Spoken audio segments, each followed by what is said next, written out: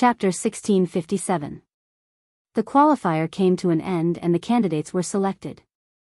Other than Yun Jian, the other two male special forces were veteran special forces above the age of 40. Their capabilities were undeniably strong. Like the previous years, other than Yun Jian, who was a freak, the other two male special forces were above the age of 40. In the past, the youngest of the top 3 candidates who could go to the hunting school was above the age of 30. After all, the older one was, the more capable one was. It was an unchanging law. Yun Jian was already considered an anomaly. Yun Jian had CE to pick her up, so she did not return to Min City with Chief Fong and the rest. The military academy was still in its school term and the qualifier this time took about a month. It was less than a month, but it was almost time. Because sending Yun Jian to the qualifier required a separate leave, Yun Jian was the only one in the entire Min City Military Academy who had applied for leave, so Yun Jian had to go to school once she returned to Min City. However, before she went to Min City, Yun Jian made a trip back to Longmen City and her home. After staying a night in Longmen City, Yun Jian returned to Min City Military Academy. Throughout the night, CE had been hugging and rubbing against her. Cough. Other than the last step, he had done everything else. Cough cough. The next morning, CE returned to an Hun group. Shuang had sent a helicopter to pick him up. Before he left, CE was still hugging Yun Jian bashfully. After CE left, Yun Jian stretched lazily and got out of bed. Packing her bag, she went to Gu Yunjian's house to have a few bites of the breakfast Qin Yiru had made. There was a bowl of porridge, a tea egg, and 2 meat buns. Yun Jian loved the taste of Qin Yiru's cooking, so she finished the food in no time. Eat slowly. Xiao Jian, you've lost weight again. You must eat well when you go to school. Don't get any thinner. My heart aches when I see you like this. Qin Yiru had just returned from Xinjiang town not long ago. Looking at Yun Jian's thin and frail figure, she could not help but feel sorry for Yun Jian and kept adding more porridge for her. Qin Fangfang's situation had temporarily stabilized, but she still needed some time to deal with the divorce. These days, Qin Yiru had been by Qin Fangfang's side. Qin Fangfang's hurt heart had been greatly relieved. Mom, I've been eating well recently. After finishing the porridge, Yun Jian stood up and picked up the backpack hanging on the back of the chair. She carried it on one shoulder. Mom, I'm leaving now, Yun Jian said to Qin Yiru before taking the bus to Min City. Hey! Walk slowly. Qin Yiru shouted behind Yun Jian. It was already the middle of October and the temperature was dropping gradually. Many people still insisted on wearing short-sleeved shirts and shorts. As the temperature dropped, the sun was still scorching during the day, but when the autumn breeze came at night, one would still be wearing short-sleeved shirts and shorts. Those who could hold on were talents. It was a little chilly in the morning, but the air was fresh. Yun Jian wore a pair of shorts and a short-sleeved top. Her high ponytail made her look spirited. Seeing that her classmates had already dismissed their classes and Yun Jian had only rushed back to school the day after, classes were still going on as usual. Seeing that Yun Jian was back, Lin Wan, who had not seen Yun Jian for a month, sprung up from her seat and rushed over to hug her. Mu Ying, who was beside her, beamed at Yun Jian as well.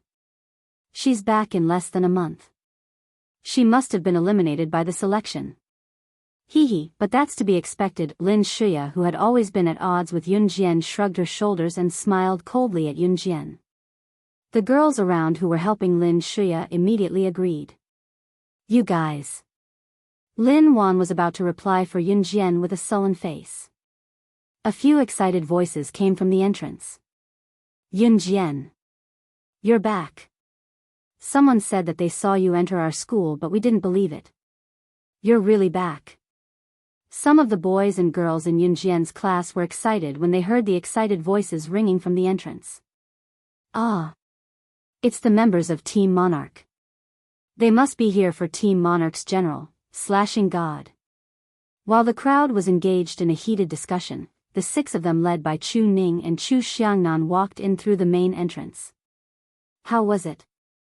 Yin Jian, you must have gotten a place to go to the hunting academy, right? Hee hee. You won't let us down. Chu Xiangnan walked over and looked at Yun Jian with a grin. Are you guys stupid? She's back in less than a month. She must have been eliminated. Lin Shuya, who was a distance away, reminded them once again. The selection lasted for a month and people could be eliminated at any time. Yun Jian came back so early. What else could it be other than being eliminated? Just when everyone was stunned by Lin Shuya and thought that she made sense, that Yun Jian must have returned because she had been eliminated, Yun Jian spoke up and retorted without holding back, "You're right, Lin Shuya. You're right." Chapter 1658. Yun Jian's words rang out abruptly and reached the ears of every student in the class, stirring up a storm. After all, representing Z country to further their studies in a hunting school was something that every student present could only imagine. At least for now, it was something that was out of their reach. But what about Yun Jian? Did Yun Jian really get a place in such an unattainable thing? Of course, that was not the main point. The main point was that Yun Jian actually got first place. What kind of place was the selection arena? The people who went were the most famous special forces soldiers in the country. Yun Jian was still inexperienced. She was just a student from Min City's military school. Like everyone else, she was just an ordinary student. But she got first place in the selection arena? If Yun Jian barely made it into the top 20, the crowd would not be as shocked as they were now. However, the scary thing was that Yun Jian actually got first place in the selection arena. That was a lie, right? Yun Jian, don't try to lie to us. It hasn't even been a month since you went to the selection arena. You got first place? Who would believe that? It hasn't even been a month and only those who are eliminated will be sent back. The way I see it, it's obvious that you were eliminated and sent back. You're still pretending that you got first place. Who would believe you? Lin Shuya was no fool.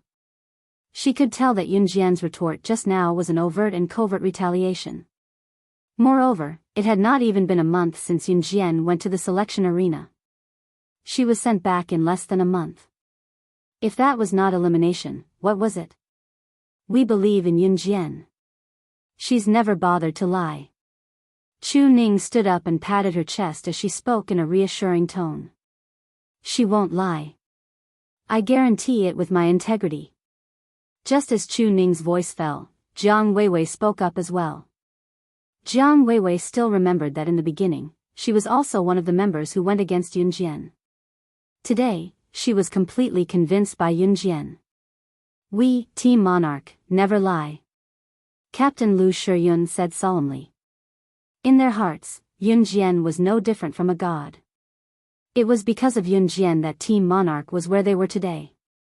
When Lu Shiyun started, all 6 members of Team Monarch were fighting to pat their chests and swear that Yun Jian was telling the truth. You're just siding with your teammates. Humph. Whether or not I've been chosen, we'll know when the results are announced. Lin Shuya seemed to be angry. She gritted her teeth fiercely.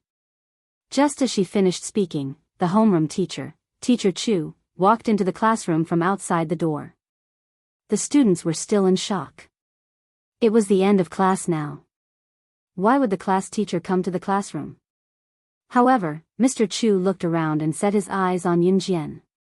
He then walked over quickly. Yun Jian, you've won first place in this selection. Our Min City Military Academy is basking in your glory. The higher-ups are praising our Min City Military Academy for producing such a talent. Principal Ma is over the moon. He's asking you to go to his office for tea. Teacher Chu spoke to Yun Jian as he walked. Principal Ma was the principal of Min City Military Academy. Yun Jian's participation in the selection was due to Principal Ma's recommendation. Teacher Chu's words were like a heavy invisible slap on Lin Shuya's face. Lin Shuya's face was as dark as steel from the heavy blow. Even when Yun Jian walked out of the classroom, Lin Shuya's face was still as dark as if she had been constipated for 365 days. The students in the class were dumbfounded. She, she actually made it to the preliminaries. Chapter 1659. The students in the classroom were still in shock, but Yun Jian had already gone to Principal Ma's office. After receiving Principal Ma's hospitality in his office, they could already go to the cafeteria for lunch when they came out. Yun Jian, you don't know how Lin Shuya looked like she ate shit when she heard Teacher Chu say that you got first place, ha ha ha. After you left, Lin Shuya's face was still dark, and she still hadn't recovered from the shock for a long time. Lin Wan was still talking about how Lin Shuya saw that Yun Jian really got first place, and then Yun Jian was invited to the principal's office for tea by the homeroom teacher, Teacher Chu. Lin Shuya was so shocked that her mouth was wide open, and she couldn't even make a sound, as if she had been constipated for hundreds of days. As she spoke, Lin Wan was still laughing, as if she was the one who was venting her anger. Yun Jian only pursed her red lips after hearing that. This kind of small matter is not worth mentioning, Mu Ying said with a smile, showing her big white teeth. Halfway through the meal, Chu Ning and the others brought their lunch boxes to the table next to Yun Jian. Yun Jian, we're going out for a walk tonight, do you want to come along? Chu Ning winked at Yun Jian and asked Yun Jian. Aren't we staying in school tonight? How are you going to get out? Lin Wan blinked innocently and asked. Shush shoo. Don't be so loud, we're in school, but we can climb over the wall and get out. We'll come back when we're done playing, it's youth, we have to have some fun. Hee hee. Chu Ning dissed Lin Wan, and winked at Yun Jian again. I promised to treat you guys to a meal last time, tonight. Yun Jian held a bowl of seaweed soup, and she promised Chu Ning and the others indirectly. As soon as she finished speaking, she put the bowl of seaweed soup into her mouth. Delicious. Okay. Then Yun Jian, we'll call a few buddies we just met, that's okay, right? I think we'll call a few more people, and if we get caught, we'll all be punished together, hee hee. Chu Xiangnan scratched his head, and asked Yun Jian in a negotiating tone. It just so happens that you've won first place. They'd love to meet you. Chu Xiangnan did not stop talking. Anything is fine, Yun Jian said these two words, and continued to take a sip of the seaweed soup. Okay. Chu Xiangnan was overjoyed when he heard that. He nodded and began to finish the food in his lunchbox at lightning speed. After Chu Ning and her friends left, Lin Wan stared at Yun Jian blankly. She lowered her voice and asked Yun Jian in her softest voice, Yun Jian, are you guys really going to skip school and go out to play? This isn't good, is it? Yun Jian did not answer Lin Wan directly, and instead asked Lin Wan in return, want to go together? Lin Wan shook her head immediately after hearing that. No, I'm not going either, you have fun, Mu Ying yawned and said to Yun Jian. But Yun Jian, is it really okay for you to skip school like this? You were just praised today, if you get caught. Lin Wan was still worried. However, before Lin Wan could finish her sentence, Yun Jian's red lips curled up. She pursed her lips, paused for 2 seconds, and said, youth. After that, Yun Jian took the lunchbox with one hand and poured the rest of the food. Lin Wan was left behind, and she was slightly stunned, but she shook her head in the end, indicating that she did not understand. The agreed time was 10 o'clock, and after the dormitory check, they would gather at the wall of the south gate of the school. Min City Military Academy went to bed early, and the dormitory check was early as well. At around 10 o'clock, the dormitory auntie and uncle were already asleep. Even the girls in Yun Jian's dormitory were half asleep. Chapter 1660.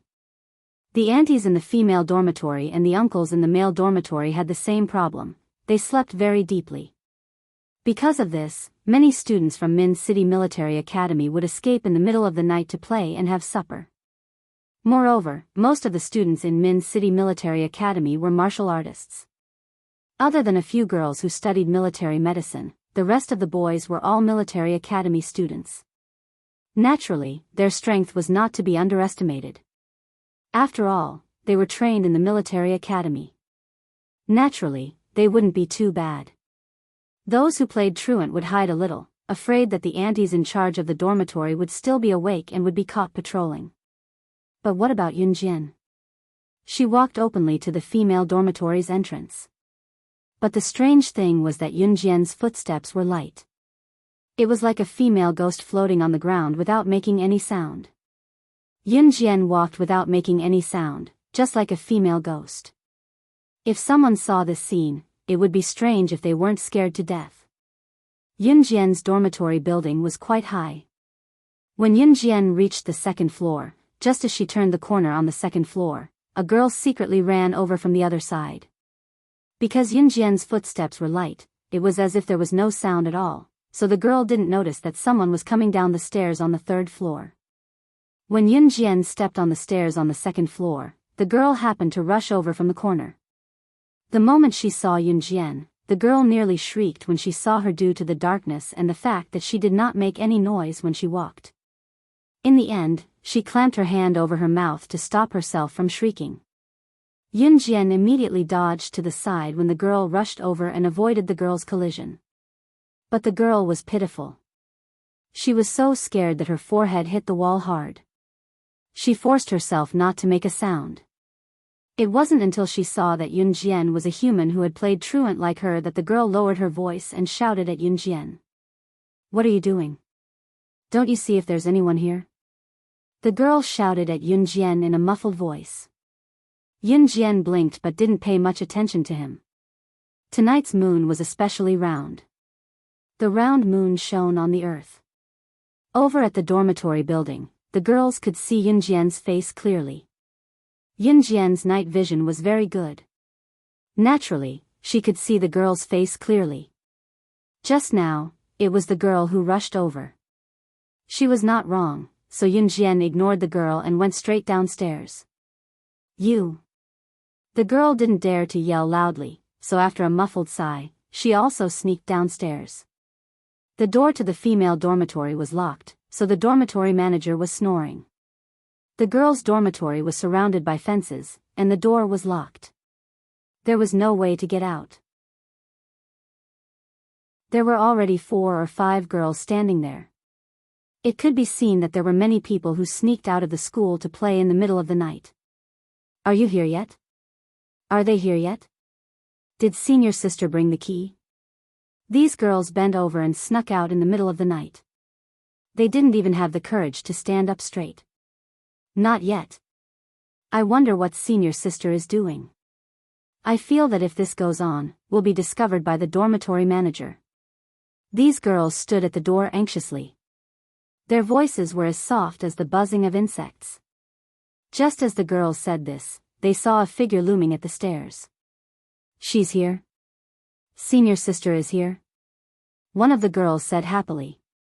However, before the girls could rejoice, they saw a person with a high ponytail walking over with a straight back. She didn't look like a truant at all. The girls were so disappointed that they were discouraged. "Why isn't senior sister here yet?" one of the girls complained softly. Just as she finished speaking, she saw Yunjian walk straight to the door. She reached out to touch the door lock. "Hey, what are you doing? Can you open the door without the key?" "If you open the door without the key, not only will you shake the door lock and alert the dormitory manager, you won't be able to open the door. Which class are you from? Are you stupid?" Before Yunjian could reach out to touch the door lock, a girl immediately stood up to stop her. However, before the girl could reach out to stop Yunjian inserted the thin iron wire in her hand into the door lock.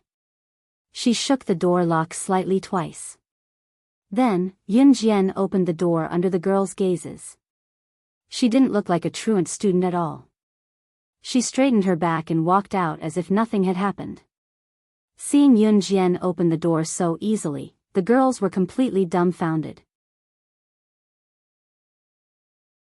Chapter 1661. Who was she? How could she open the door just by fiddling with the lock without using a key? Why would she need a key if the lock was there? The girls who were standing at the same spot gaped in shock as they watched Yunjian walk away. It was only when the girl who almost bumped into Yunjian sneaked down the stairs that they realized what had happened. The girl who almost bumped into Yun Jian was stunned when she saw the door open. Then, she asked softly, "How did this door open?" The girl who just walked out opened it. She just fiddled with the door and it opened. One of the girls replied in a daze. At this moment, Yun Jian had already arrived at the wall surrounding the south gate of the school where they had agreed to meet. There were quite a few people standing there. Apart from Chu Ning's group of 6, there were also a few boys and a few girls. It was not hard to tell that a few of the boys were Chu Xiangnan's buddies. As for the girls, they were probably the girlfriends of Chu Xiangnan's buddies. Of course, one or two of the girls had tagged along to hang out. Min City Military Academy was huge and there were many girls studying military medicine. Therefore, there were 3 female dormitories while there were more than 10 male dormitories. Chu Ning, Jiang Weiwei, and these girls were definitely not in the same dormitory as Yun Jian. There were lights near the south wall, so Yun Jian could see the faces of the people in front of her clearly when she arrived. "There's a beauty here." When Yun Jian appeared, one of the boys whistled and looked at Yun Jian with a slightly teasing tone. When young boys and girls stood together, the boys would always have a sense of vanity. They would want to show off their most handsome or knowledgeable side in front of everyone. On the other hand, girls loved to show off how they were different from other girls in front of the boys. To put it bluntly, it was to show off their charm. "Xiangnan, you're amazing. How do you know such a beautiful woman?" The guy who had teased Yun Jian earlier even snapped his fingers at Chu Xiangnan. Chu Xiangnan smiled awkwardly, but in his heart, he was thinking, "Didn't you guys ask to see Yun Jian? Xiangnan, is your Team Monarch's Grim Reaper coming or not?" However, she saw the boy poking his head towards the dormitory building. When he saw that it was pitch black, he turned his head and complained impatiently. The boy's name was Wuxia Chronicles, and he was a senior in the 3rd year of high school. He usually took care of Chu Xiangnan, but he was extremely prideful and liked to act cool in front of girls, especially beauties. "Isn't this already?" "It's already in front of you." Chu Xiangnan didn't have time to say anything. Wuxia Chronicles had already reached out his hand towards Yun Jian. He looked at Yun Jian with what he thought was a seductive gaze and said, "Beauty, let me carry you over the wall. Look at your precious body. Isn't it a little scary to climb over the wall?" As soon as Wuxia Chronicles said that, Yun Jian turned her body away. "Huh, the beauty is ignoring you." The other boys jeered again. Wuxia Chronicles licked his lips. He turned and grabbed another girl. After getting the other girl's permission, he carried the girl and jumped over the wall. Then, he jumped back over the wall. "How is it? Am I good at climbing over the wall? It only took me a minute to bring you out. What do you think, beauty? Do you want me to carry you out?" Wuxia Chronicles reached out to Yun Jian again. "Brother Yao Tian, why are you carrying her? Look, she's ignoring you. Just let her stay in school alone. We'll go out and have fun. She can't go out on her own. Don't bother about her." A girl who was standing at the side pouted and whined to Wuxia Chronicles when she saw that. This girl's name was Chi Mei. She was Wu Yaotian's admirer. "Beauty, if you don't come over, I'll carry another girl. This wall is 2 meters high. You won't be able to get out." Wu Yaotian threatened Yun Jian. As he spoke, he waved his hand again. As soon as Wu Yaotian finished speaking, he saw Yun Jian take 2 steps towards him. Wu Yaotian's eyes lit up. Just as the surrounding boys were jeering and thinking that Yun Jian was going to throw herself into Wu Yaotian's arms and beg to be carried over the wall. However, they saw Yun Jian run forward. Then, she jumped up and grabbed the top of the 2-meter-high wall with both hands. With a 360 degrees flip, she spun and jumped over the wall. Her movements were clean and neat as if she had done this hundreds of times. This process didn't take more than 3 seconds. Chapter 1662. If Yun Jian was not a martial artist, it was impossible for her to be so nimble with her movements just now. When students from regular schools played truant, even boys would look pathetic when they were climbing over walls. However, if there were girls climbing over walls, the boys would have to look dashing when they did it. They were all students from the military school. Other than Yunjian, the rest were seniors from the second and third years of high school. They had been training in the military school for 2 to 3 years, so their skills were naturally different from regular people. For year 3 seniors like Wu Yaotian, climbing over walls was a walk in the park. He was confident that he could do it even if he had to carry a girl over the wall. However, Wu Yaotian and the rest did not expect Yunjian to be able to climb over the 2-meter-high wall in just 3 seconds. Even the male students who were from the military class of the 3rd year of high school couldn't do such a thing. Xiang Nan, how did she? How was she so good? Wu Yaotian was dumbfounded. He looked at Chu Xiangnan and was interrupted by Chu Xiangnan. You can't afford to offend her. Chu Xiangnan looked at Wu Yaotian meaningfully but did not reveal Yunjian's identity. He patted Wu Yaotian's shoulder and walked to the wall with a smile before climbing over it. Chu Xiangnan befriended Wu Yaotian and the rest because they treated him well. However, that did not rule out the fact that Wu Yaotian and the rest liked to show off in front of girls. It was true that most boys liked to show off their abilities in front of girls. After Chu Xiangnan climbed over the wall, the other 5 members of Team Monarch did the same. The other 5 members of Team Monarch ignored Wu Yaotian and the rest. It was obvious that Wu Yaotian and the rest were in cahoots. TSK, what's there to be proud of? So what if she climbed over the wall? I can do it too. Qi Mei was indignant that Yunjian had everyone's attention. Recalling how Yunjian had flipped over the wall just now, she went over to do the same. Qi Mei, you have to be careful. Outside the wall, Yunjian had been waiting for quite some time. Chu Ning, Chu Xiangnan, Jiang Weiwei, Lu Shiyun, Fang Xiaoran, and Hong Fan had been working hard in the military school and their skills had improved tremendously. Yunjian had taken 3 seconds to climb over the wall while the 6 of them had taken a longer time. However, Yunjian could sense that they had improved as compared to the past. You've improved, Yunjian commented with a press of her lips after Chu Ning and the others climbed out of the wall. Heh, of course. Otherwise, you wouldn't have said that we're as dark as charcoal when you saw us last time. Chu Ning went over to put her hands on Yunjian's shoulders and told Yunjian with a grin. After that, Chu Ning tilted her head and smiled at Yunjian. Speaking of which, Yunjian, this is our first time skipping school to have supper together, isn't it? I can bring you out every day if you want. Chu Xiangnan quickly whispered into Chu Ning's ear when he heard Chu Ning talking to Yunjian with a smile. Shut up. I'm talking to Yunjian. Chu Ning sprung up to knock Chu Xiangnan's head and rolled her eyes at Chu Xiangnan with a grin before talking to Yunjian enthusiastically. It was 5 minutes later when Wu Yaotian and the others climbed over the wall.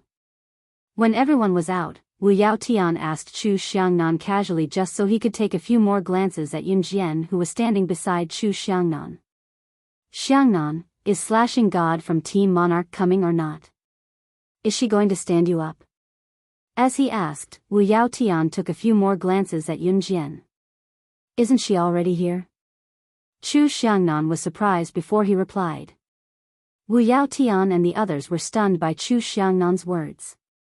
Wu Yaotian snapped out of it and asked in disbelief, where is she? Why don't I see her? Her. She's Slashing God from Team Monarch. The Slashing God who won first place in this selection, our school's legend. Chu Xiangnan pointed at Yunjian and told the incredulous Wu Yaotian. Initially, Qi Mei was still unconvinced by Yunjian while Wu Yaotian and the others only treated Yunjian as an ordinary girl. Wu Yaotian and the others even thought that she was a student from a military medical course. Now that they heard Chu Xiangnan's words, however, they were completely dumbfounded. Chapter 1663. Aya, what's with that expression? Yunjian has always been our Team Monarch's killing god. Chu Xiangnan saw Wu Yaotian and the rest's deflated expressions and added a few words to help Yunjian gloat. Other things aside, as a member of Team Monarch, Chu Xiangnan's favorite thing to do the most was to step in when others looked down on Yunjian. It was a great feeling. Wu Yaotian and the rest were already stunned, but after hearing what Chu Xiangnan said, they were even more shocked. However, that was not enough as Chu Xiangnan continued to brag about Yunjian's abilities. Don't judge Yunjian by her skinny frame. Just look at her skinny arms and legs and you'll see that she has no ability at all.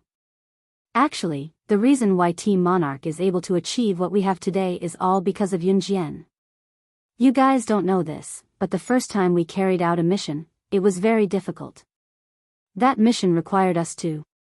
Chu Xiangnan stood by the wall and bragged to Wu Yaotian and the rest while pointing at Yunjian. Wu Yaotian and the rest were stunned by what he said. At the end, Chu Xiangnan started to exaggerate. He pointed at Yunjian and used exaggerated words to brag about Yunjian's abilities to Wu Yaotian and the rest. You don't know this, but our mission was to steal an underground gang's secrets. Guess what happened in the end?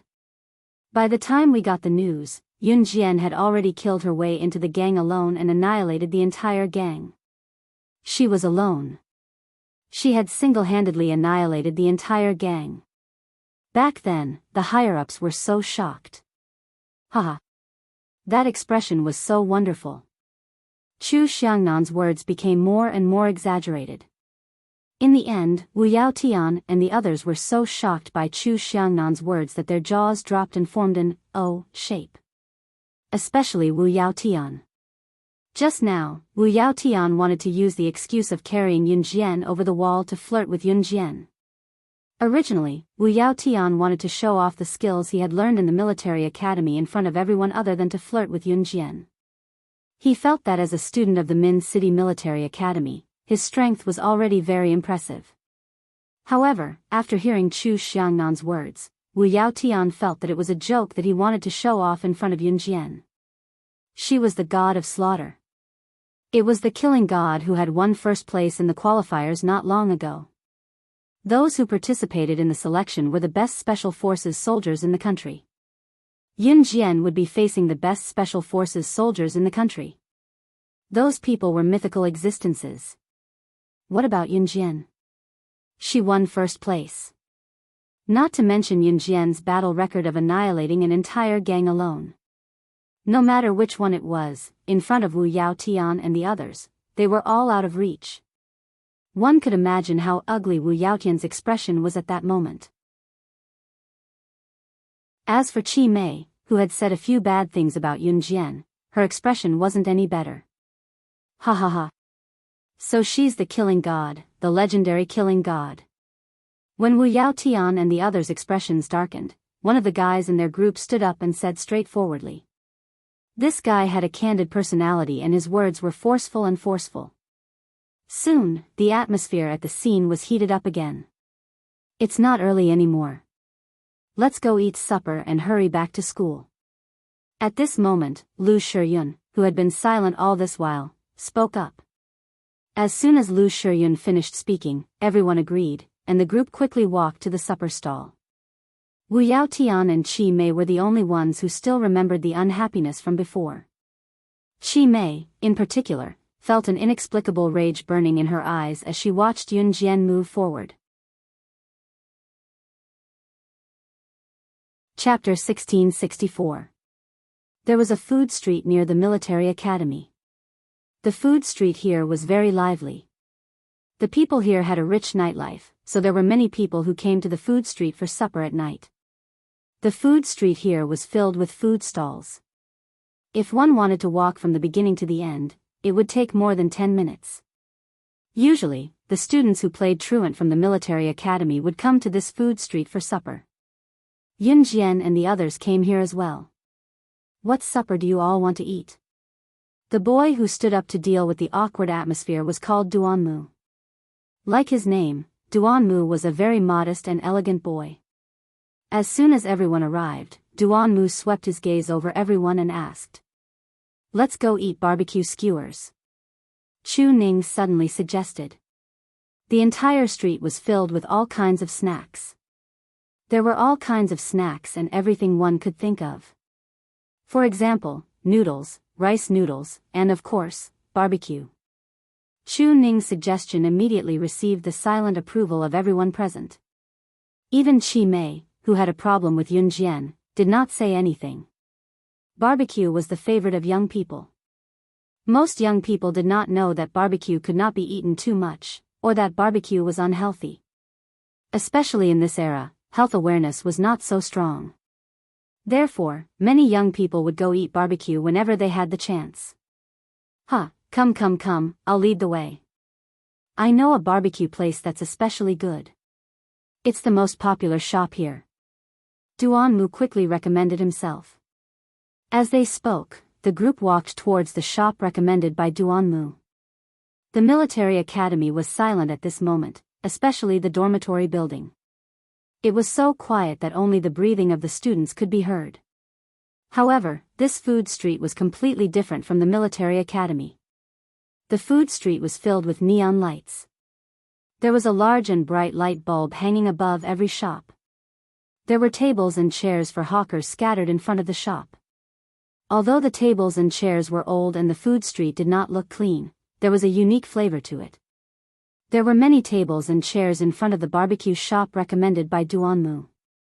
As soon as they walked in, Duanmu waved at the shop owner and said, "Brother Dong, give us 50 mutton skewers, 30 skewers of roasted gluten, and 10 skewers of roasted leeks. Give us more as you see fit." Obviously, it was not Duanmu's first time here. The owner of this shop was quite young. Judging from his figure, he was about 28 or 29 years old. Hearing Duanmu's words, the boss, who was called Brother Dong, replied, "Okay.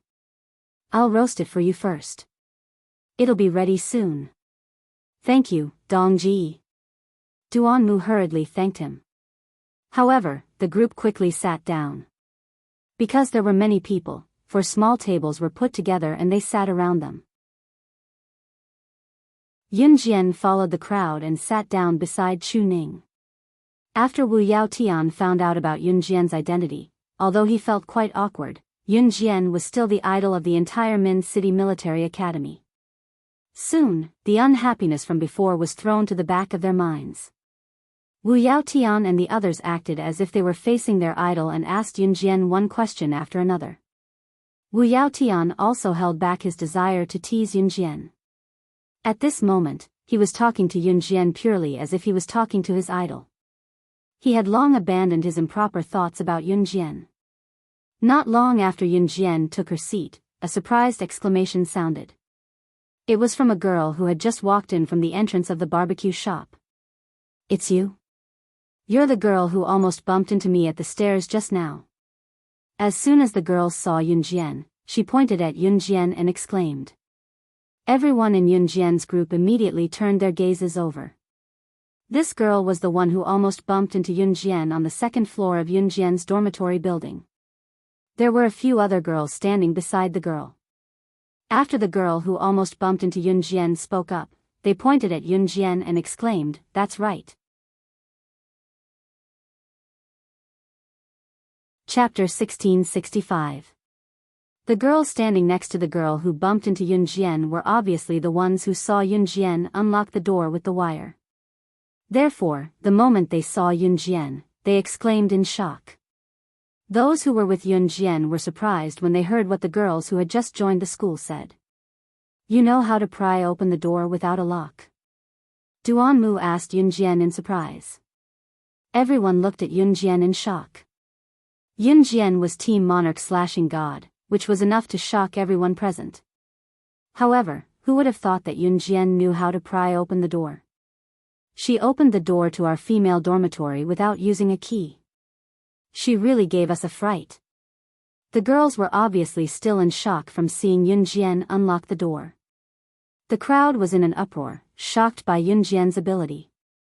However, compared to that, the girl who almost bumped into Yun Jian at the staircase but was dodged by Yun Jian and hit her head hard was still holding a grudge. "Bro, it's this girl who made me get a big bump on my head. You have to avenge me." The girl who almost bumped into Yun Jian just now tugged at the hand of the man beside her like a spoiled child and pointed at Yun Jian as she spoke. The girl's name was Yang Lin. She was tall, not ugly, and had a great body. Yang Lin was a typical gangster girl while the man standing next to her was a gangster. Yang Lin liked to hang out with gangsters because she felt that she had a high status in school. Sometimes, she even felt that she could hold her head up high in school with the gangster's protection. The man standing next to Yang Lin was not her biological brother. He looked up at Yun Jian and told her in a roguish tone, "Brother Yang, you're the one who's being bullied. Were you the one who bullied my sister?" The moment he saw Yun Jian's face, the man let go of Yang Lin's hand and walked toward Yun Jian. "What do you want?" Duan Mu asked the man coldly. "She bullied my sister. Of course, we have to pay her back." The man cackled and sized up Yun Jian. Nothing good would come out of being harassed by gangsters like this. Yang Lin crossed her arms and looked at Yun Jian. She could almost imagine Yun Jian begging for mercy. Seeing that Yun Jian was ignoring him, the man took 2 steps toward Yun Jian. Chi Mei, who was hiding in the dark, smirked. It seemed that Yun Jian would be in trouble without her doing anything. Just when Yang Lin and Chi Mei saw the man take 2 more steps toward Yun Jian's eyes flashed. With a glint in her eyes, she stood up abruptly from her seat and hollered, "Get down, all of you." Then, she swept her leg at the man and kicked him in the knee, making him kneel on the ground. The people around them didn't know why Yun Jian suddenly shouted for them to get down, but they all obeyed. "What's wrong with you?" The people around them who trusted Yun Jian all got down. Yang Lin asked after Yun Jian spoke. "That's..." Before she could finish her sentence, Chi Mei's heart almost jumped out of her chest at the scene in front of her. In the next second, Yun Jian kicked a stool and sent it flying in the air. When the stool was kicked to its highest point in the air, a few gunshots rang out in the distance. Gunshots rang out and bullets flew toward them. Yun Jian's kick sent the stool flying toward the bullets that were fired out of the blue right in front of everyone's eyes. Several bullets aimed at Yun Jian were intercepted by Yun Jian's stool. This scene frightened everyone present to the point that their faces turned pale. Especially Yang Lin and Chi Mei, who didn't trust Yun Jian. This scene completely overturned everyone's understanding. A gun. She actually has a gun. But before everyone could be surprised by Yun Jian's terrifying skills, Yun Jian bent down and picked up 2 bullet shells from the ground. She narrowed her eyes and looked at a certain spot. She, who had been silent all this time, now played with the 2 bullets skillfully in front of everyone. Then, she curled her lips into a strange smile. Chapter 1666. Yun Jian fiddled with the 2 shiny bullet shells in her palm. She narrowed her beautiful eyes and stared at a dark corner of the food street. The food street was filled with snacks. The food street here was a straight street. If one were to cross left and right, they could pass through to a dark place or a street corner where there was no one. The 2 gunshots just now had only made 2 pft sounds. There was no doubt that the pistols were equipped with silencers. The sound of bullets fired from silenced pistols was so soft that no one on the busy food street noticed when the 2 bullets flew over. If Yang Lin, Chi Mei, Wuxiao Tian, and the others hadn't seen it with their own eyes, they wouldn't have noticed the bullets flying over. Of course, Yun Jian, who was skilled with guns and ammunition, could easily smell the gunpowder even in this noisy food street. It was impossible for anyone who didn't come out of the assassin training camp to practice such sensitivity. Even if they came out of the assassin organization, they wouldn't have Yun Jian's ability. Yang Lin and Chi Mei screamed when they saw this. "Ah! Gun! Gun! Gun! There's a gun!" After Yun Jian said this to the people in the dark, Yang Lin and Chi Mei finally reacted. Someone had fired a gun just now. "There's a gun! There's a gun here!" Yang Lin and Chi Mei were just cursing Yun Jian for suddenly shouting, "Get down!" Both of them had a problem with Yun Jian. Just now, they had been criticizing Yun Jian one after another. They both thought they had coordinated well. What else could Yun Jian say now? But they never imagined that someone would shoot them with a gun. A gun. It was a real gun. Both Yang Lin and Qi Mei were military medical students at the Min Military Academy. They had only heard the boys boasting about how they handled knives and guns and how they fought and killed. But now, such a thing was happening right in front of him. Lin Yang and Qi Mei were so arrogant just now. Now that they realized the danger, they squatted down with their hands over their heads, screamed, and found the nearest table. Then, they crawled under the table. Hearing Yang Lin's and Qi Mei's screams, the surrounding people who were eating supper were so scared that they quickly found a place to hide. Places with a lot of people were most afraid of rumors. When you were in a crowded place, if you yelled, "Someone is shooting," most of the people around you would definitely believe it. Because of this, the crowd became restless. Wu Yao Tian and the others were so scared that they all found a place to hide and looked over.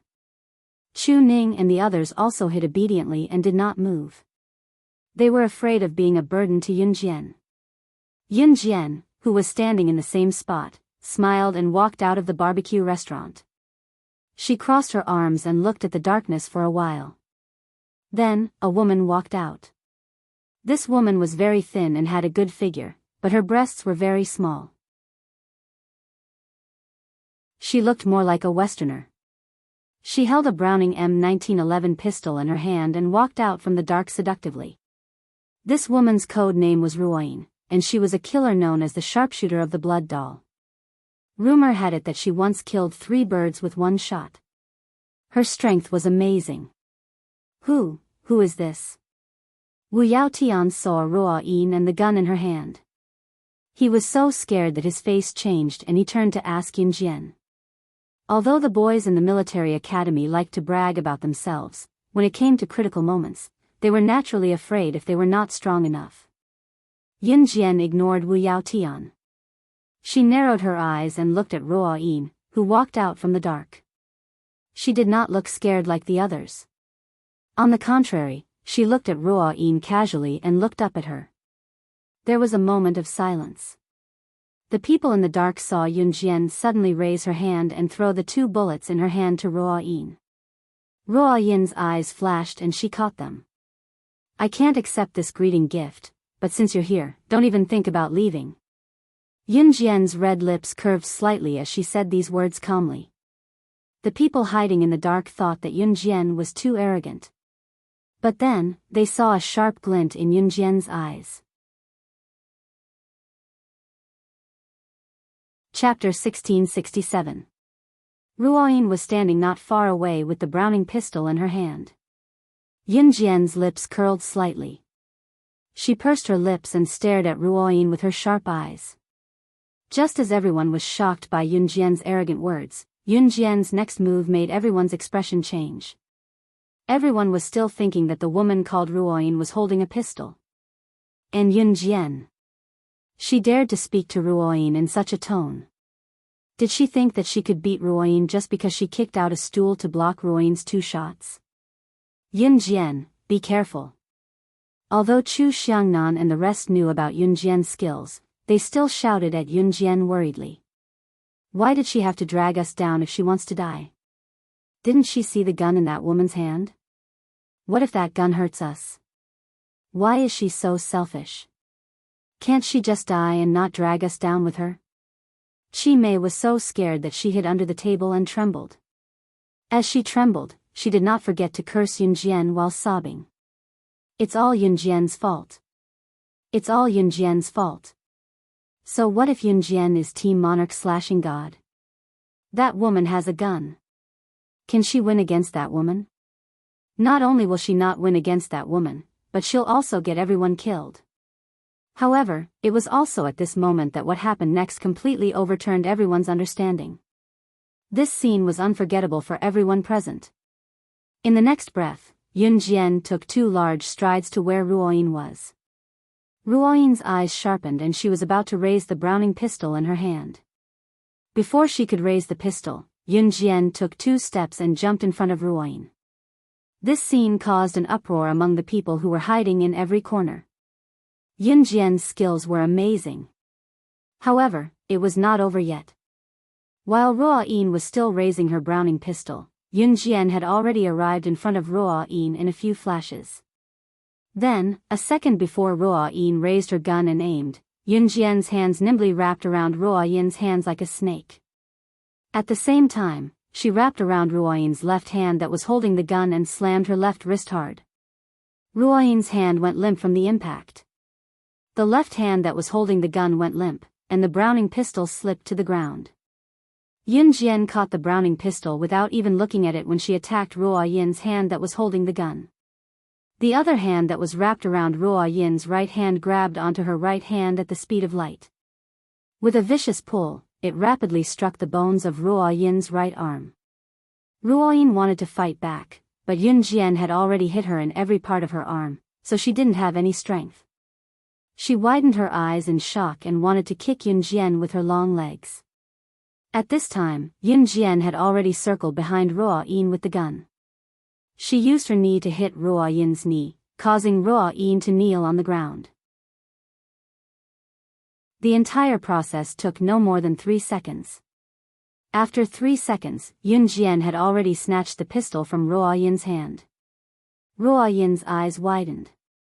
She was not weak, but she did not even have time to react before Yun Jian kicked her to the ground. She even took the pistol. After being forced to the ground, Ruo Yin was about to struggle when she suddenly heard the sound of a gun bolt being pulled. Yun Jian had taken the Browning pistol from Ruo Yin's hand and pressed it against the back of Ruo Yin's head. When the crowd in the distance saw this scene, they could not help but be dumbfounded. Yun Jian had actually taken the pistol from this woman's hand. And from this woman's skills, it could be seen that she was definitely not weak. Ruo Yin, who was known as a sharpshooter by Blood Doll. This Ruo Yin was probably a member of the assassin organization. And Yun Jian had just snatched the pistol from Ruo Yin's hand. Oh my god. The speed at which she snatched the pistol was faster than the speed at which she fired it. This little girl is too scary. An older uncle next to them looked at Yun Jian in shock and let out a cry of shock. Yang Lin, Qi Mei, and the rest were scared beyond recognition. They saw Yun Jian pressing the gun against the back of Ruo Yin's head and smiling coldly at her expressionlessly. Chapter 1668. Yun Jian's words were like sharp silver needles, piercing Ruo Yin's heart one by one. These words were simply mocking Ruo Yin's incompetence as a sharpshooter. Ruo Yin was famous as a sharpshooter, but she couldn't even protect her most commonly used pistol. Ruo Yin was unwilling, but she had no choice. Yun Jian's strength was too strong, so strong that even if she was unwilling, she had no choice but to accept it. Ha! As expected of an SS, losing to you, I'm convinced. Ruo Yin said. She didn't show any fear of Yun Jian pointing a gun at the back of her head. After all, she was an assassin who was used to all kinds of situations. Her ability to endure was naturally not something an ordinary person could compare to. Seeing that Yun Jian was suppressing Ruo Yin, Yang Lin and Qi Mei, who were cowardly crawling under the table, quickly crawled out from under the table. Humph. Who told you to shoot at us just now? Yun Jian, hurry up and kill her. She almost killed us just now. I'm so angry. Qi Mei was just blaming Yun Jian for provoking Ruo Yin, who had a pistol in her hand. She was asking why Yun Jian didn't die by herself and insisted on letting everyone take the risk with her. But now, Yun Jian had snatched the pistol from Ruo Yin's hand and even pointed it at the back of Ruo Yin's head. Even though Qi Mei was unhappy with Yun Jian before, she didn't dare to target Yun Jian now. Qi Mei even had thoughts of pleasing Yun Jian. As for Wu Yao Tian, who wanted to take liberties with Yun Jian, or the very upright Duan Mu, or the man Yang Lin called brother, everyone was looking at Yun Jian with shocked and frightened eyes. At this moment, no one dared to stand out and say a word. Except for Qi Mei. Qi Mei had just criticized Yun Jian with harsh words, but now that she saw Yun Jian's terrifying strength, she went from being unhappy with Yun Jian to now standing up to please Yun Jian. Everyone present was watching Qi Mei's every word and action. Even those standing beside Qi Mei rolled their eyes at her. Quick, shoot her. Let her know how powerful we are. Humph. She actually wanted to kill us. He really dared to do that. Yun Jian, hurry up and shoot her. Anyway, you're a popular person in our military academy. Even if you really kill someone, the officers will protect you. Qi Mei was indeed a talent.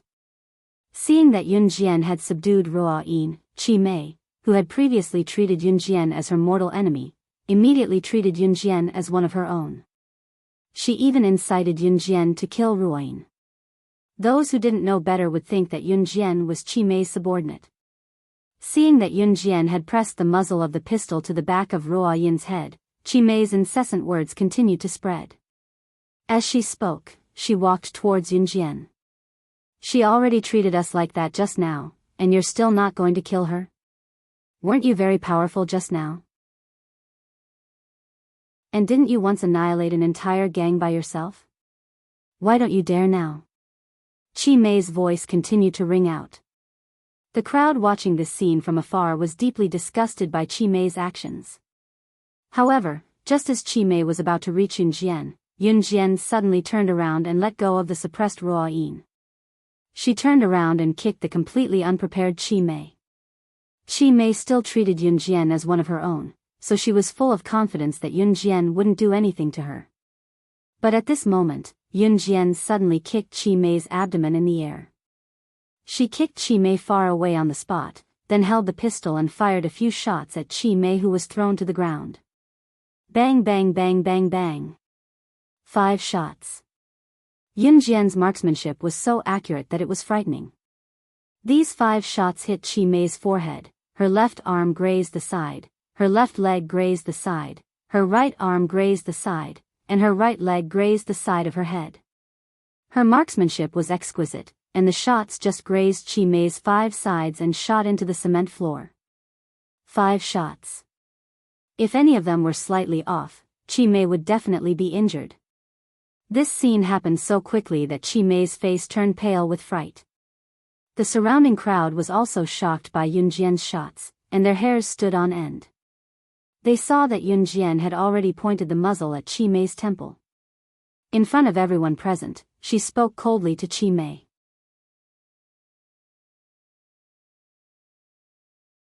Chapter 1669. Yun Jian let go of Ruo Yin and turned around to kick Qi Mei, pointing the gun at her. This action caused everyone present to be astonished. Oh my God! Some people in the crowd covered their eyes as if they could imagine Yun Jian shooting Qi Mei's head. But at this moment, no one pitied Qi Mei. Not only did Qi Mei's actions make Yun Jian unable to take it, even the people who were standing far away were disgusted. What Qi Mei had done just now made everyone present extremely disgusted. Some people were even annoyed with Qi Mei and wanted Yun Jian to shoot Qi Mei to death. This girl has a big mouth. I can't stand her. A middle-aged man who was standing far away spat on the ground after being angered by Qi Mei's attitude. In the eyes of everyone present, Yun Jian's action was purely to vent her anger. Cough cough. I don't mean to say this, but this girl is more than a little annoying. Even Ruo Yin, who was hostile towards Yun Jian, did not leave after being released by Yun Jian. She walked to Yun Jian's side, touched her chin and complained. Ruo Yin was not afraid that Yun Jian would catch her again. She walked to Yun Jian's side and commented. Yun Jian pointed the gun at Qi Mei's head and turned to look at Ruo Yin. Why aren't you leaving? Do you want me to kill you? I'm not asking for it. Ruo Yin stood beside Yun Jian, shaking her slender and long legs as she looked at Qi Mei, who was kicked out by Yun Jian. Qi Mei was so scared that her face turned pale. She got up from the ground almost immediately and kowtowed to Yun Jian, begging for mercy. No. Don't kill me. I was wrong. Put the gun away. I won't dare to do it again.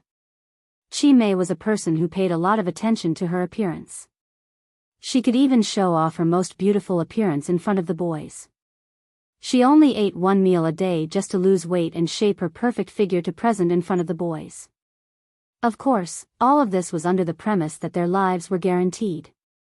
At this moment, even his life was not guaranteed. What was the point of caring about his appearance and image?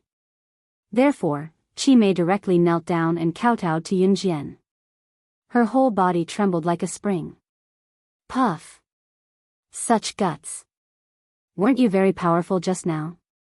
Ruoyin saw Chi Mei kneel down in front of Yun Jian. Her body was trembling like a spring, as if she had been greatly frightened.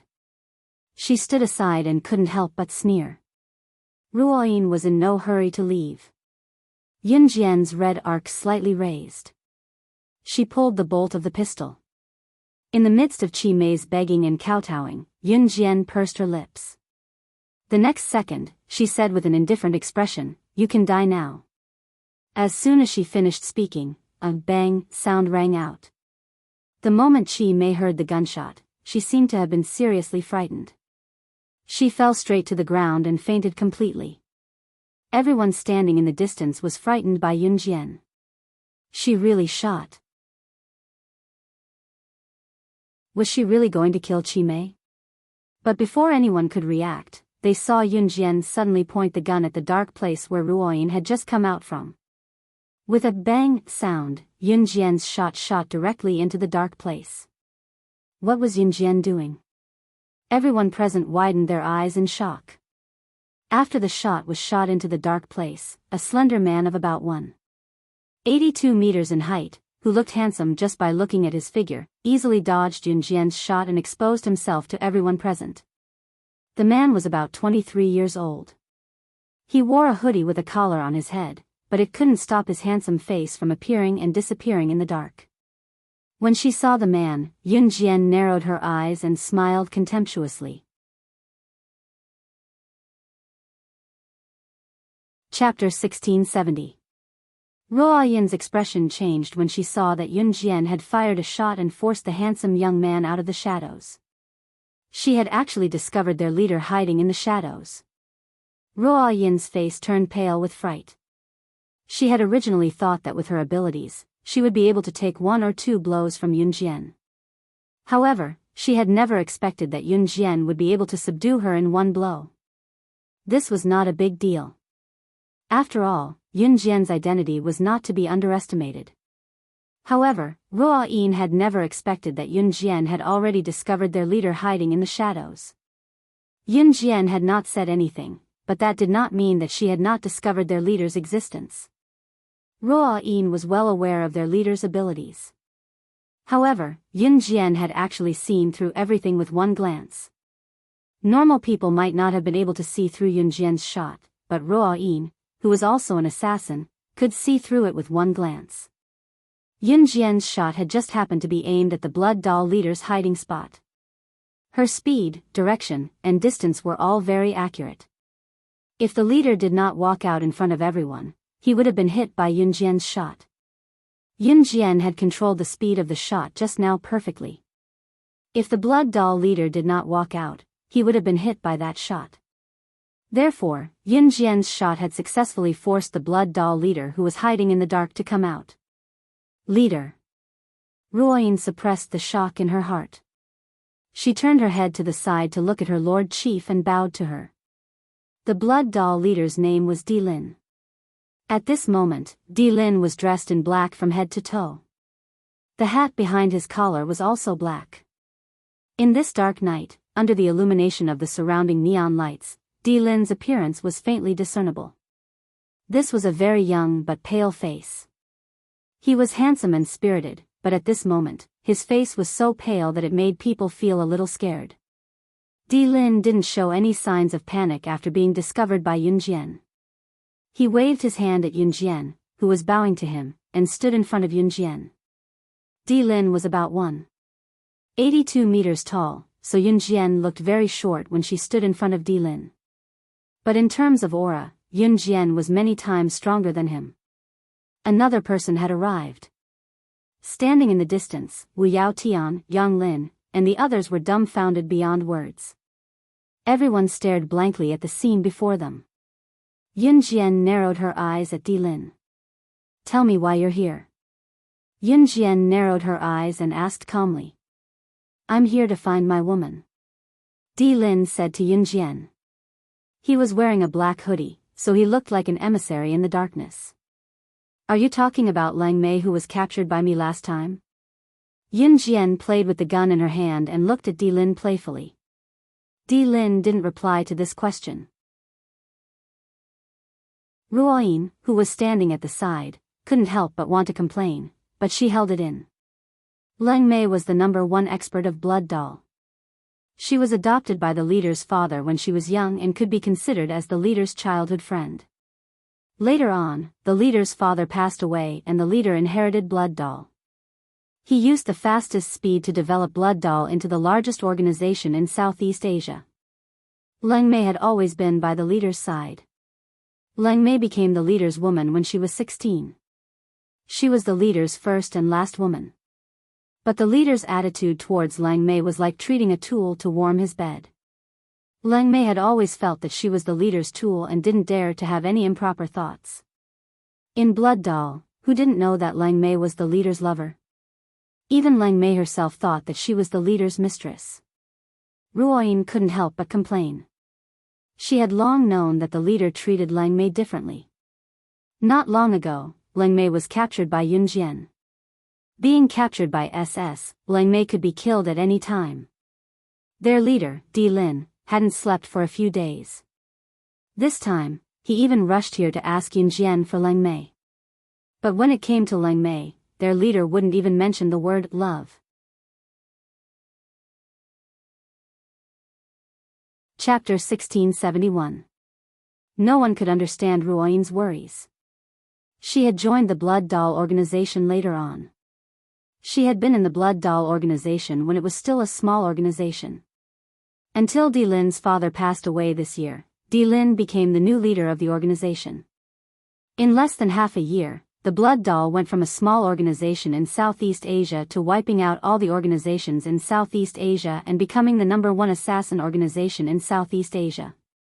It could be said that Ruoyin witnessed the development of Di Lin and Lang Mei's relationship with her own eyes. Even a bystander like her was puzzled. Her leader liked Lang Mei but didn't say anything. It felt like the eunuch was more worried than the emperor. Even a eunuch like her was anxious to find a way to matchmake her leader and Lang Mei. It was so heart-wrenching. Yun Jian played with the gun in her hand and looked at Di Lin with a frivolous gaze, waiting for his reply. Yes, Di Lin said to Yun Jian expressionlessly. The woman he was looking for was Lang Mei, who was captured by Yun Jian last time. Seeing that the atmosphere had calmed down, Wuxiao Tian, Duan Mu, Brother Dong, and Yang Lin, who was holding a grudge against Yun Jian at the school dormitory, as well as the hooligan who called him brother, walked out of their hiding place. Even so, they didn't dare to come close. Who knew if the gun in Yun Jian's hand would go off accidentally? That was a gun. A real gun. If it went off accidentally, someone would die. Even so, everyone was confused by Yun Jian, Di Lin, and Ruoyin's words. What was the Blood Doll organization? And Yun Jian captured someone called Lang Mei? What was going on? If they hadn't seen Yun Jian's gun go off with their own eyes and confirmed that it was a real gun, they would have thought that Di Lin and Ruoyin were actors hired by Yun Jian. His purpose was to flaunt his groundless abilities in front of everyone. At this moment, Yun Jian, who was standing in the middle of the food street and looking at Di Lin with frivolous eyes, suddenly smiled. She raised her beautiful eyes and stared at God's Descent's eyes. After a moment of silence, she opened her mouth and said, "I'm sorry. I'm a person who never makes a losing deal. You can take him back, but I have a condition." Upon hearing that Yun Jian had a condition, everyone standing in the distance pricked up their ears to listen. "Speak," Di Lin said with a dark face. Yun Jian's smirk calmed down at once. Looking at Di Lin coldly, she recollected her playful expression and spoke in a chilling voice that rang in everyone's ears. "The Blood Doll belongs to me. You can take the person away." What she wanted was the entire Blood Doll organization. Even though the crowd did not know what the Blood Doll was, they could feel that it was not something ordinary. After hearing Yun Jian's words, everyone present gasped. They had to admit that Yun Jian was very arrogant. What she wanted was not money or status. She wanted the entire Blood Doll organization. "You. Hearing this, Ruoyin's emotions tensed up. Unable to restrain herself, she almost attacked. I can give her to you, but before I give you the blood doll, I want to see her in perfect condition. Di Lin waved his hand at Ruoyin and looked sharply at Yunjian. When Di Lin said that, even Yunjian was slightly shocked. The blood doll was not a small organization. In the past, it might have been a small organization in Southeast Asia, but now, it was the top organization in Southeast Asia. How could he give it up so easily? Deal. Even though she was doubtful, Yunjian finished her sentence without changing her expression. What she wanted was not just the blood doll organization. She wanted everyone in the organization.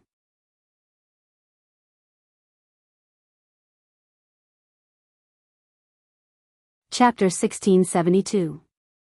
I'll see you in Longmen City this Saturday. I'll bring you to her.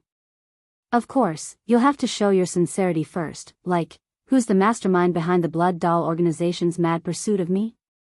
Yunjian narrowed her eyes and looked at Di Lin, reverting to her usual demeanor. Unbeknownst to her, a smirk crept up the corners of her lips again. Yunjian crossed her arms and looked at Di Lin lazily, waiting for his reply. The crowd from afar had no idea what Yunjian and her friends were talking about due to the confusion they were having. What was the mastermind behind the blood doll organization's mad pursuit of her? Was the blood doll an assassin organization that had been hunting Yunjian recently? Yunjian was neither a leader nor an internationally renowned figure. Why would they want to hunt her down? No matter how many questions the crowd had, they dared not ask them now. What a joke. The gun in Yunjian's hand was not just sitting there without a use. The crowd was only slightly puzzled when they heard what Yunjian and her companions said. In spite of it, Ruoyin and Di Lin, who had always been calm, looked grim when they heard what Yunjian said.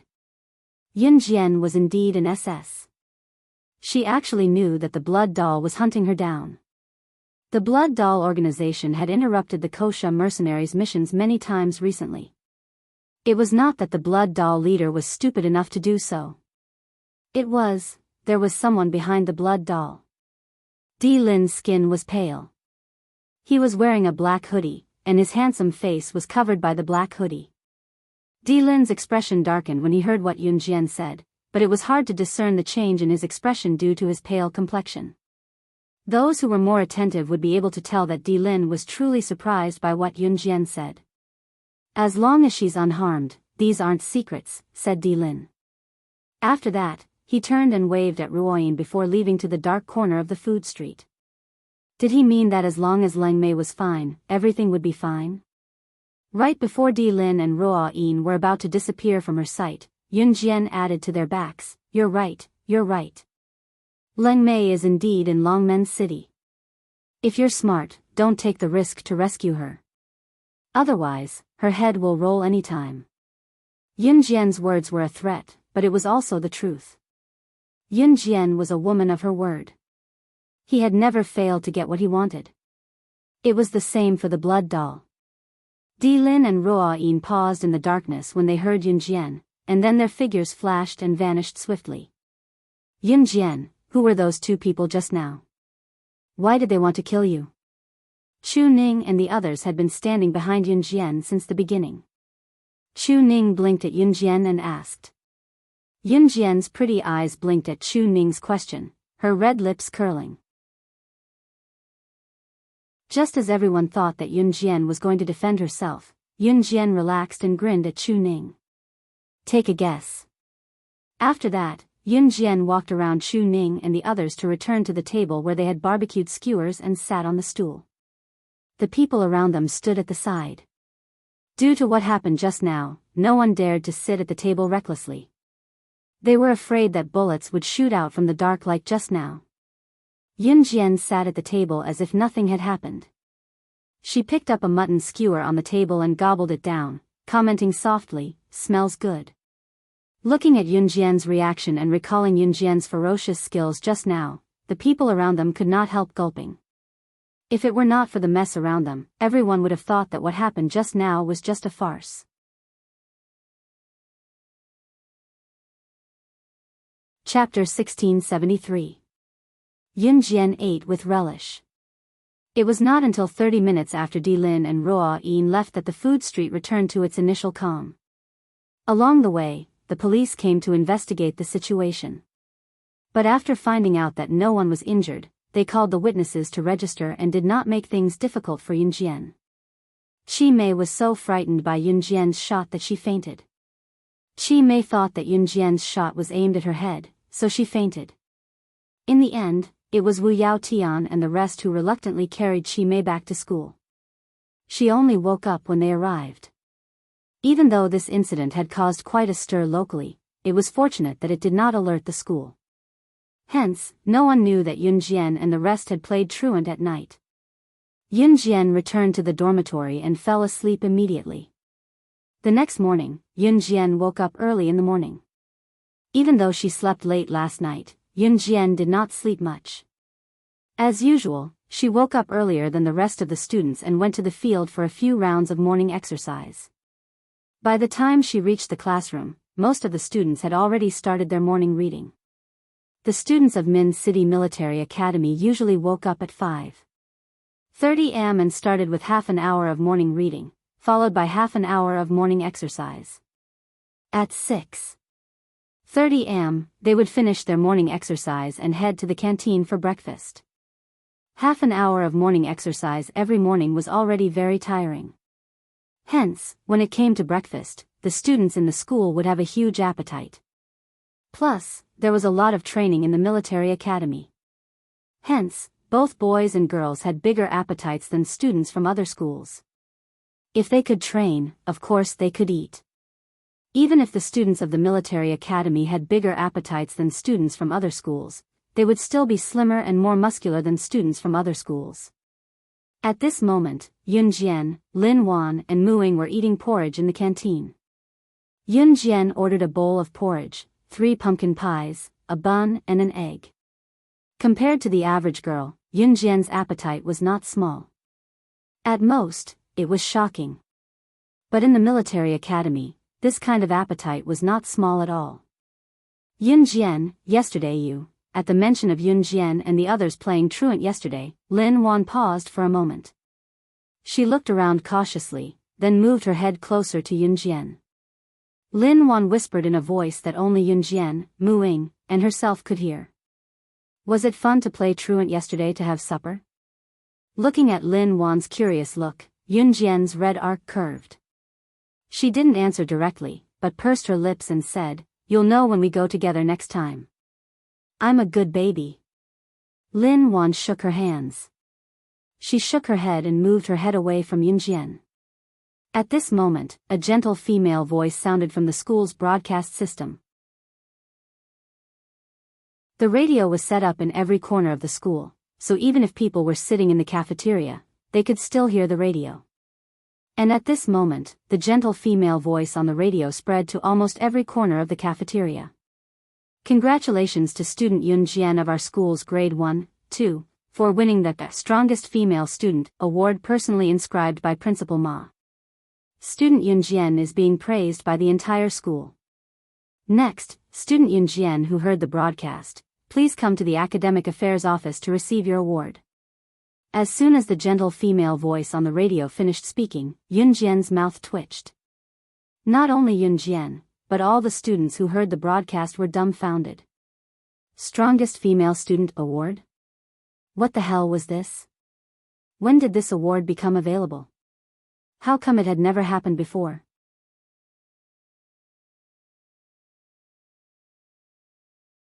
Chapter 1674.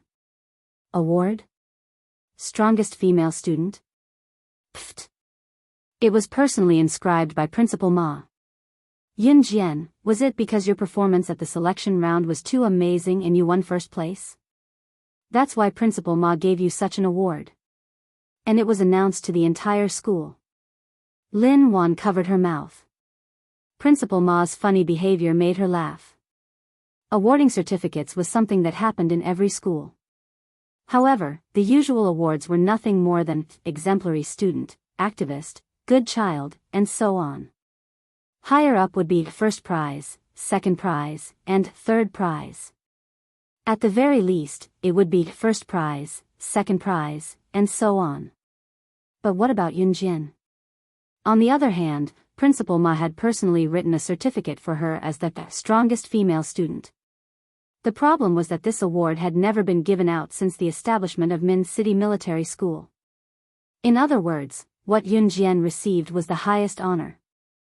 Therefore, when the announcement was broadcasted, all the students around them were discussing who Yunjian was, who was crowned as the strongest female student, award or title.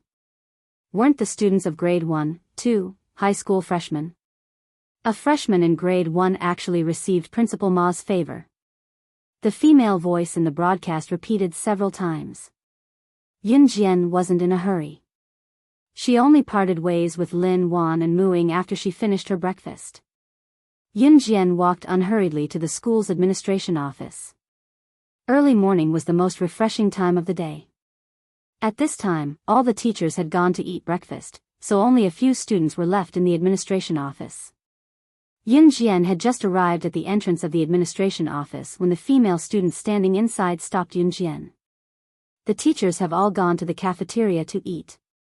If you have anything to say to the teachers, come back later. This female student was the most trusted student of one of the teachers in the administration office. The teachers in the school would usually have one of their most trusted students. This female student was the most trusted student of one of the teachers in the administration office. Usually, when the teacher needed to organize information, the female student would be called to the office to help. Because she was deeply doted on by the teacher, the female student was especially arrogant in front of other students. There were always a few students in the school who were as obedient as lapdogs in front of the teachers. They would take on any chores or dirty work and were deeply trusted by the teachers. However, they were unusually arrogant in front of other students. The female student who stopped Yunjian was such a person. Now that there were no teachers in the administration office, the female student felt that she was the one in charge of the administration office.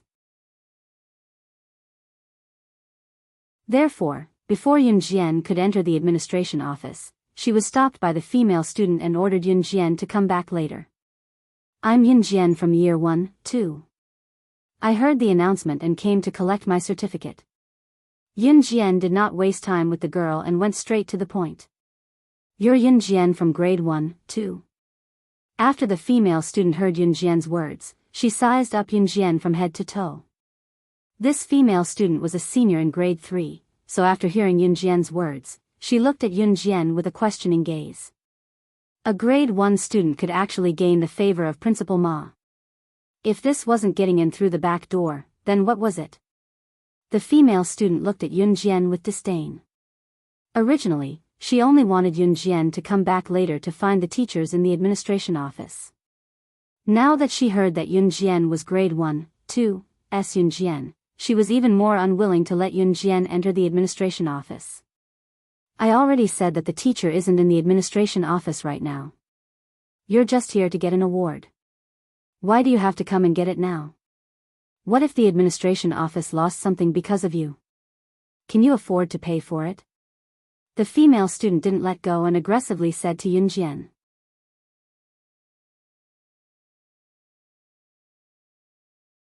Chapter 1675. This female classmate who was deeply doted on by the teacher and who usually followed the teacher around like a bootlicker was called Wang Tingting. Wang Tingting studied military medicine, which also meant that her strength was no different from that of a normal girl. A portion of the people in Min City's military school trained their skills every day. When they graduated, they would either become soldiers or special forces. There was also a portion of them who studied military medicine. Most of them were female. As a military medicine student, Wang Tingting didn't have a deep understanding of strength. Moreover, in Wang Tingting's impression, if a girl mixed with boys, trained her skills, and lived like a boy, how could she be considered a girl? Moreover, even if a girl joined the military, how capable could she be? Wasn't it just to attract the boys' attention? Wang Tingting was like an obedient girl in front of the teacher. She usually didn't put on makeup and was ugly, but she knew how to flatter. In front of the teacher, she was very good at flattering. Wang Tingting was very proud to be able to survive until now and be treated like a treasure by the teacher. She was a classic example of fawning in front of the teacher and being arrogant in front of the students. She had the attitude of, I have the teacher's support, you have to submit to me even if you don't want to. Therefore, the girls in Wang Tingting's class usually didn't want to interact with her. However, Wang Tingting liked to flirt with the boys and play around. Yun Jian wasn't afraid of Wang Tingting using the teacher to threaten her. She looked at Wang Tingting without changing her expression and said, the announcement is for me to get the certificate, so move aside. I already said that the teacher isn't in the academic affairs office now. Do you think you can enter just because you want to? If you have the guts, go and call the teacher back yourself. Otherwise, you can come and get the certificate later. Wang Tingting blocked the entrance of the academic affairs office. She raised her head and looked at Yun Jian arrogantly. Wang Tingting, are you helping the teacher here again? Just as Wang Tingting's voice fell, a group of boys walked over from the side. These boys were obviously seniors in the 3rd year of high school. After the boys walked over, Wang Tingting first said a few flirtatious words to them. Then, she turned to point at Yun Jian and said to the boys, it's this girl. She didn't listen to me. I've already told her to come and collect the certificate later. Who's going to be responsible if something goes missing in the teacher's office? But she refused. Wang Tingting simply inverted right and wrong, black and white. Yun Jian had clearly heard the announcement and came to receive the award. However, Wang Tingting had stopped her. Not only had she used the teacher to threaten her, she had even accused Yun Jian of being the guilty party. Wang Tingting obviously had a good relationship with the boys who were walking around the school during the break. Hearing Wang Tingting's words, the boys looked at Yun Jian with strange eyes. Yun Jian was beautiful, but the boys also had a good relationship with Wang Tingting. Hearing that Yun Jian was here to receive the award, she recalled what she had heard on the radio just now. The boys scanned Yun Jian from head to toe. You're Yun Jian, the one in grade 1, 2, who was crowned as the strongest female student by Principal Ma himself? It can't be. She looks so small. I thought that Yun Jian was a she-devil who weighed 100 kilograms. How could it be her? The boys looked at Yun Jian with great interest. However, it didn't take long for the boys to look away. Yesterday, a few students in our school skipped school to eat supper at the snack street. Something big happened. At this moment, a boy suddenly spoke up. What happened? Wang Tingting immediately became interested when she heard this. Especially in front of Yun Jian. Wang Tingting felt that she got along well with these boys. Moreover, these boys were very good at gossiping. Therefore, she felt that it was very impressive to know these boys. At this moment, Wang Tingting wanted to brag in front of Yun Jian about how knowledgeable these boys were, so she quickly asked.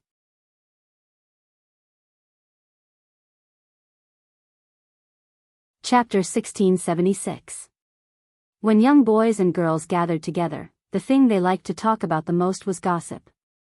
Hearing gossip from other people's mouths was far more interesting than hearing about what happened to themselves. A few boys wanted to brag about their gossiping skills in front of Yun Jian, so they opened their mouths to talk. They didn't expect Wang Tingting to be so cooperative. As a result, the boys became even more excited. Bragging in front of girls was already a very fulfilling thing, let alone in front of a very beautiful female classmate.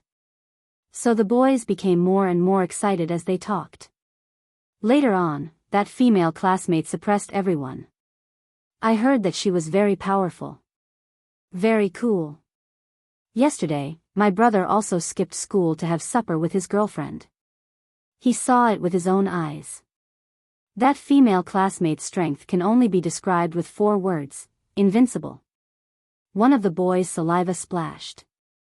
Yun Jian was far away, so she wasn't splashed. The boys standing in front of this boy and Wang Tingting were splashed by the boy's saliva. But at this moment, no one said anything. Wow, that's amazing. Then do you know who that person is from our school? Wang Tingting revealed a look of admiration. Speaking of this, Wang Tingting glanced at Yun Jian. While admiring the powerful person mentioned by the boys, she didn't forget to look at Yun Jian with disdain. That person is really powerful. What about you? I really don't know how you got that strongest female student award. Pfft, don't tell me you got it by sleeping with your body. Wang Tingting's last sentence was quite loud. Yun Jian was very good-looking, but she was a freshman in high school. As a freshman, she didn't have much strength or experience. Her body was thin and weak, and she only had good looks. So other than sleeping with others, how could she get the strongest female student award? Just as Wang Tingting finished speaking, before Yun Jian made a move, the boy who said that his brother saw the powerful scene of the female classmate yesterday with his own eyes pointed not far away and shouted in surprise. Look, that's my brother. I asked him to come over and tell you guys how powerful the female classmate he saw yesterday was. Hee hee. I heard that she snatched the gun away from him in an instant. Just as the boy finished speaking, he saw that his brother had already rushed over. Before the boy could finish his words, his brother had already looked at Yun Jian as if he had seen his idol and shouted in surprise, "It's you. It's you. It's actually you. Yesterday, you were the one who flew out of the bench to block the bullet. You even snatched the gun from the woman who was holding it. You even told her that you can't even protect your own weapon.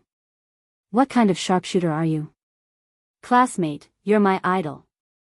When the boy's brother saw Yun Jian, he was so excited that words couldn't describe it. Seeing this, the surrounding people were instantly dumbfounded. What? She was the girl who was rumored to have snatched the pistol from the enemy. When Wang Tingting heard this, she felt a pain in her head. For a moment, she had a feeling of disbelief. She was the female classmate that everyone was talking about. However, this was not the end. Immediately, everyone was stunned when they saw a slightly older figure walking over from not far away. The moment he saw Yun Jian, this slightly older man actually started running. The people present focused their gazes. Wasn't this man the Min City Military Academy's Principal Ma? Why was Principal Ma here too? Wang Tingting and the boys present were a little stunned.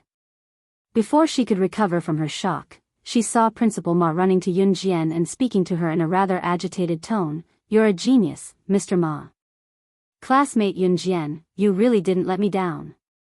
You won first place in this selection competition." First place.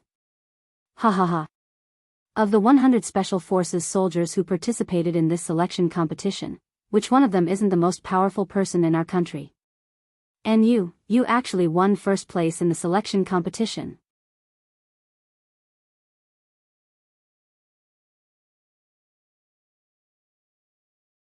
Chapter 1677. As the principal of Min City Military Academy, Principal Ma was usually fierce, but he was very kind to students who needed help. However, as the principal of Min City Military Academy, he was not often in the school due to his official position. Therefore, most of the students only saw Principal Ma's serious face. Wang Tingting and the boys present were seniors in their third year of high school. They had been in Min City Military Academy for more than 2 years and it was now their third year. This was the first time they had seen Principal Ma so agitated. Come. Why are you still standing at the door? Go in. Come in for a cup of tea at the Academic Affairs office. Before Wang Tingting's face darkened, Principal Ma had already ushered Yun Jian into the Academic Affairs office as if he was a leader. Wang Tingting stood at the entrance of the Academic Affairs office. It was her first time encountering such a situation. She could not leave as she had not completed her teacher's orders. She could not stay either. After all, she had spoken to Yun Jian in that tone. She even said that Yun Jian's strongest female student award came from sleeping with her. However, she would never have guessed that the female student who had snatched the gun from the bad guy during the heated discussion yesterday, and the one who won first place in the preliminaries, the famous slashing god of Team Monarch, was actually her. This reality made Wang Tingting, who had been bad-mouthing Yun Jian, self-destruct. Not only that, Wang Tingting felt like her face had been slapped beyond recognition. Meanwhile, Principal Ma had already invited Yun Jian into the Academic Affairs office. He personally pulled out a stool in front of Yun Jian's desk for her to sit. Then, he eagerly went to pour a cup of tea for Yunjian with both hands. Come, come, come. Drink some water first. Be careful, it's hot. I'll get you the award. After Principal Ma handed Yunjian the cup of tea, he went to get the award. Wang Tingting was dumbfounded by what she saw. Wang Tingting loved to flatter. Usually, it would be impressive if she could flatter her teacher. In Wang Tingting's opinion, being able to curry favor with the principal was simply something to be proud of. However, when it came to Yunjian, it was the principal who was flattering her. This, Wang Tingting's eyes darkened. Just as she was about to turn around and look for the boys who had been showing off in front of Yunjian, she heard a voice coming from behind her. However, she suddenly realized that these boys had already slipped away when Principal Ma had politely invited Yunjian into the house.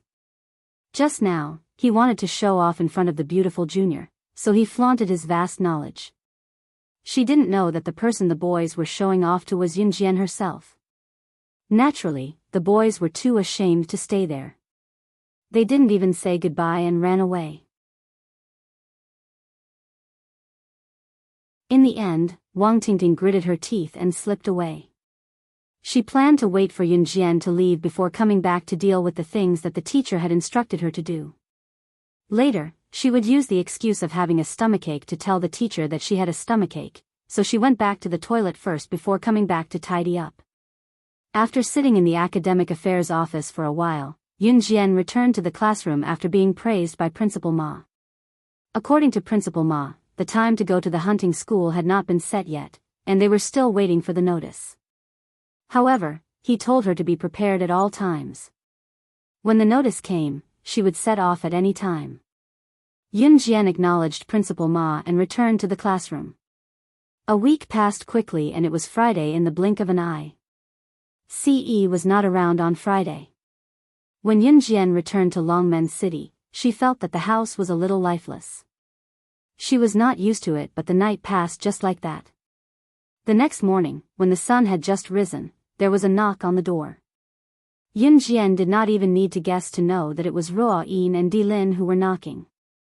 As expected, once the door opened, Yunjian saw Ruo Yin who had left after knocking on the door and Di Lin who stood behind her. Di Lin was still in his initial disguise.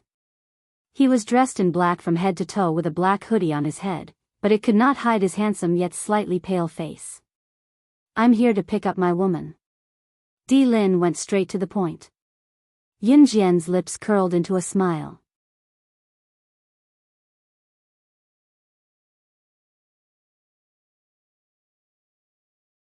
Chapter 1678. Let's go. Yunjian waved. She walked around Ruoyin and Di Lin and led the way. Qin Yiru had gone to work at the florist early in the morning, so before Yunjian brought Ruoyin and Di Lin to look for Lang Mei, they bought a few buns from the roadside and ate as they walked. Qin Yiru slept early and woke up early now. Working at the florist was not tiring at all. Other than taking care of the children, she looked much younger now compared to when she was working hard. Logically speaking, Qin Yiru should have spent the rest of her life at home 20 to 30 years earlier than her peers after giving birth to such a capable daughter like Yunjian. However, Qin Yiru insisted on going to work. That was because once a person lacked exercise, their body would deteriorate.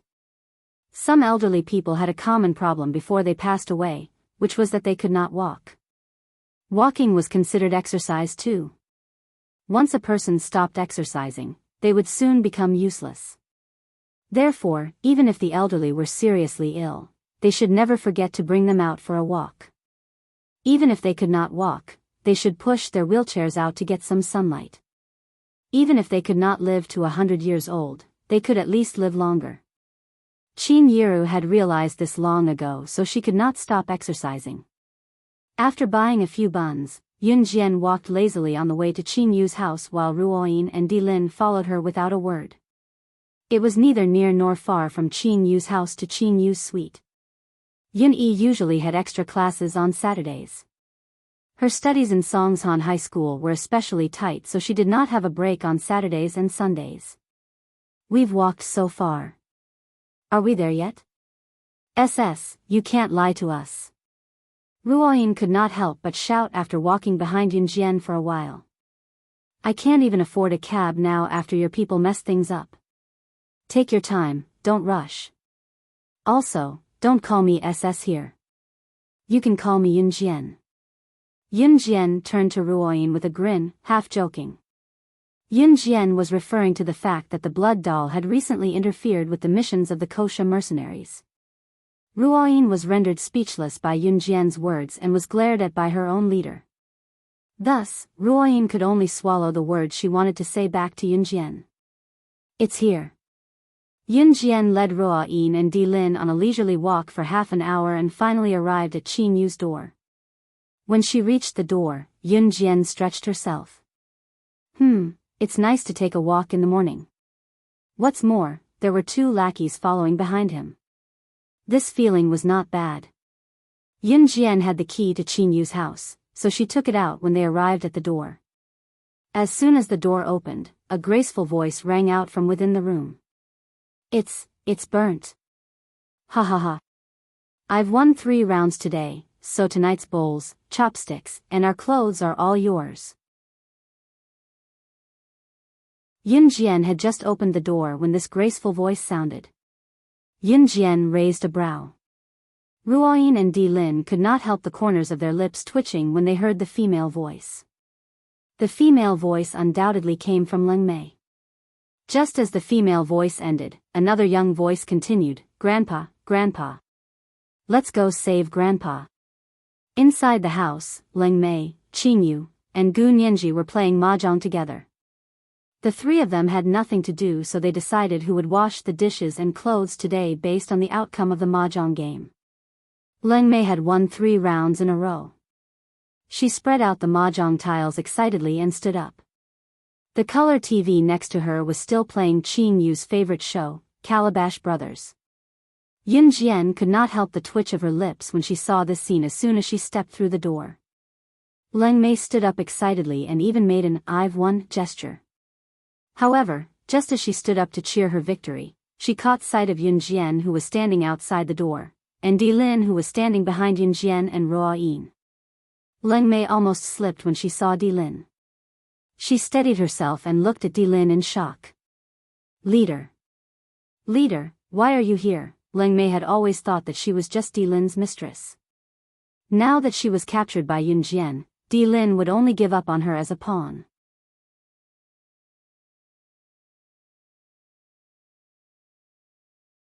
Chapter 1679. Ruoyin was dumbfounded when she saw Leng Mei wearing Qin Yu's rabbit slippers and cute teddy bear pajamas. She looked so relaxed and comfortable. When Leng Mei was in the blood doll, she had always presented herself as an aloof and cold person. What was up with her today, though? The moment the chief found out that Leng Mei was captured by Yunjian, he could not sleep well and did not eat much during the day. SS was known for their ruthlessness. Who knew if Leng Mei would be killed after being captured by Yunjian? However, reality proved that Ruoyin and Dilin were wrong. Not only was Leng Mei not dead, she was still wearing the rabbit slippers and teddy bear pajamas as she played mahjong with Qin Yu and Gu Nianji. After winning the game, she even jumped up excitedly to tell Qin Yu and Gu Nianji, who were in the same team as SS who captured her, that they would take care of the bowls, chopsticks, and clothes for the 3 of them tonight. Where was the danger? The chief was worried that something would happen to Leng Mei, so he gave the entire blood doll organization to Yunjian. Yet, Leng Mei was hiding here playing mahjong. Ruoyin, you're here too. Leng Mei looked at Ruoyin and lowered her hand that was raised in excitement. She gulped and looked at Dilin and Ruoyin, her voice growing softer. Leng Mei, you're living such a comfortable life. The chief was so worried about you that he didn't eat or sleep well for the past few days. Ruoyin said to Leng Mei. However, just as Ruoyin said that, Dilin glanced sideways and glared at her. This made Ruoyin, who wanted to exaggerate to Leng Mei about what Dilin had done for her these days, shut her mouth. God, the chief's gaze was too scary. For the sake of her life, she should find a chance to tell Leng Mei, this slow-witted woman. Yunjian stood at the door and watched Dilin walk in. She walked over without a word to grab Lang Mei's hand, who was standing in front of the mahjong table, and dragged her out.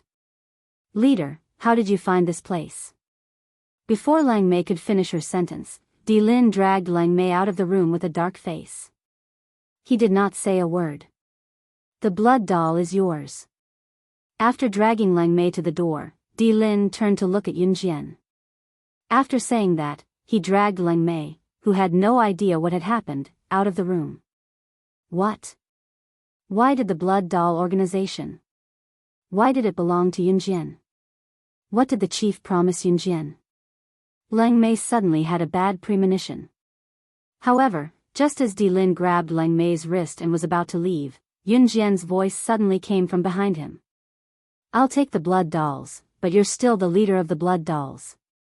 Di Lin stopped in his tracks. "Leader? You gave her the blood doll? Why? Don't tell me it's because of me."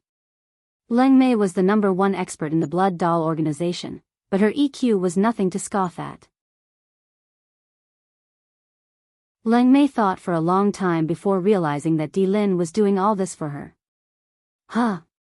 He didn't love her, so why would he give up the entire blood doll organization for her?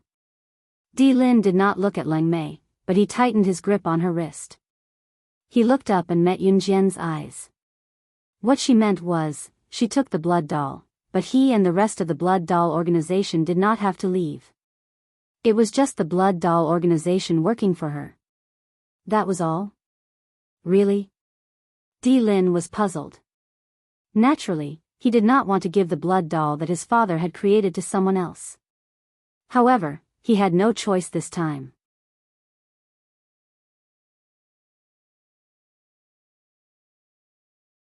Chapter 1680. Yun Jian narrowed her eyes and looked at Di Lin with her pretty ones as she spoke solemnly. Her goal wasn't to take over Blood Doll from the very beginning. Instead, she wanted the Blood Doll, including everyone in the Blood Doll organization, to become her people. A powerful and capable person didn't mean that he had to take over a powerful company. Instead, he had to make all the powerful people in the company his subordinates and use them for his own purposes. Because a company itself wasn't valuable. What was valuable was not the company itself, but the powerful people in the company. Di Lin finally understood how terrifying Yun Jian was. Rumor had it that SS wasn't just powerful, she was also very calculative. She lived up to her reputation. Follow SS and you'll have meat to eat. Sure enough, this was not just a general statement. The mission to assassinate you and obstruct the Kosha mercenaries was given a high reward by a man in a black robe.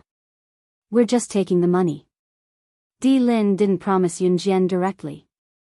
Instead, he told her everything he knew to show his sincerity.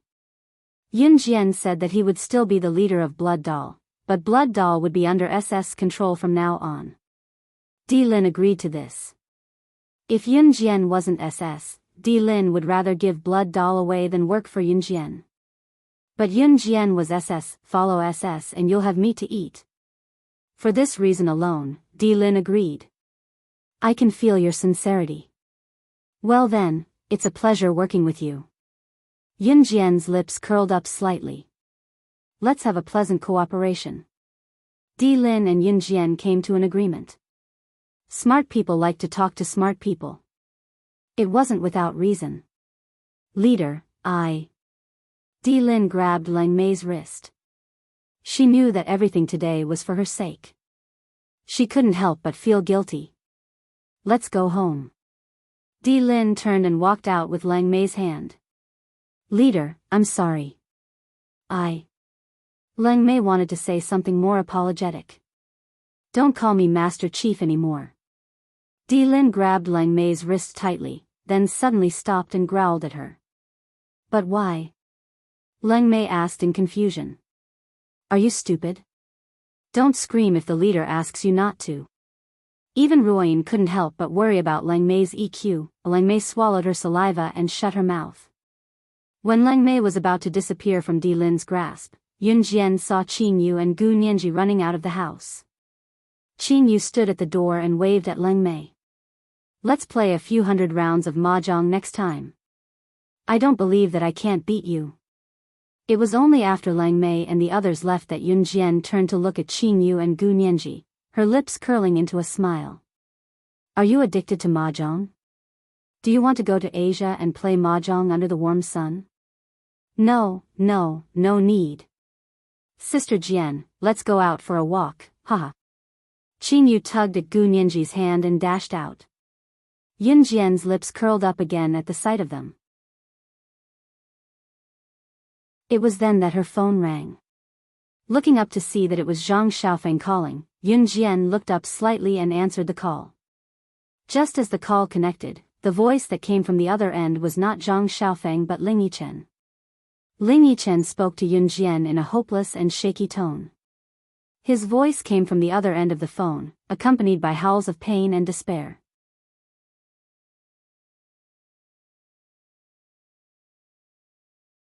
Chapter 1681.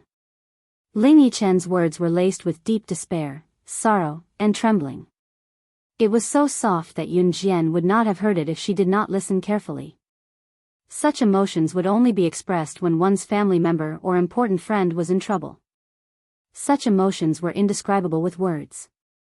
It was a feeling of despair and sorrow dominating. Unable to speak due to the pain, one would tremble from fear, and the feeling that one had no future. Ling Yichen was in such a state now. Zhang Xiaofeng and Chen Sini were Ling Yichen's best friends. Therefore, when something happened to Chen Sini, Ling Yichen was dumbfounded. Although he was close to Chen Sini, it was not as close as Zhang Xiaofeng and Chen Sini. Ling Yichen used Zhang Xiaofeng's phone to call Yun Jian because Zhang Xiaofeng could not say a word after calling Yun Jian. How could Zhang Xiaofeng say something like that? Even the doctor said that Sini was dying. After Yun Jian heard Ling Yichen's words, her lackadaisical gaze sharpened. Where are you? Yun Jian asked curtly. We're at Longmen City People's Hospital. Ling Yichen's voice had just rung when Yun Jian hung up. Ling Yichen did not get a reply from Yun Jian. Instead, what he got was the beeping sound of the phone being hung up. In less than 10 minutes, Yun Jian had arrived at Longmen City People's Hospital from Qin Yu's house. It was not close to Longmen City People's Hospital from Qin Yu's house.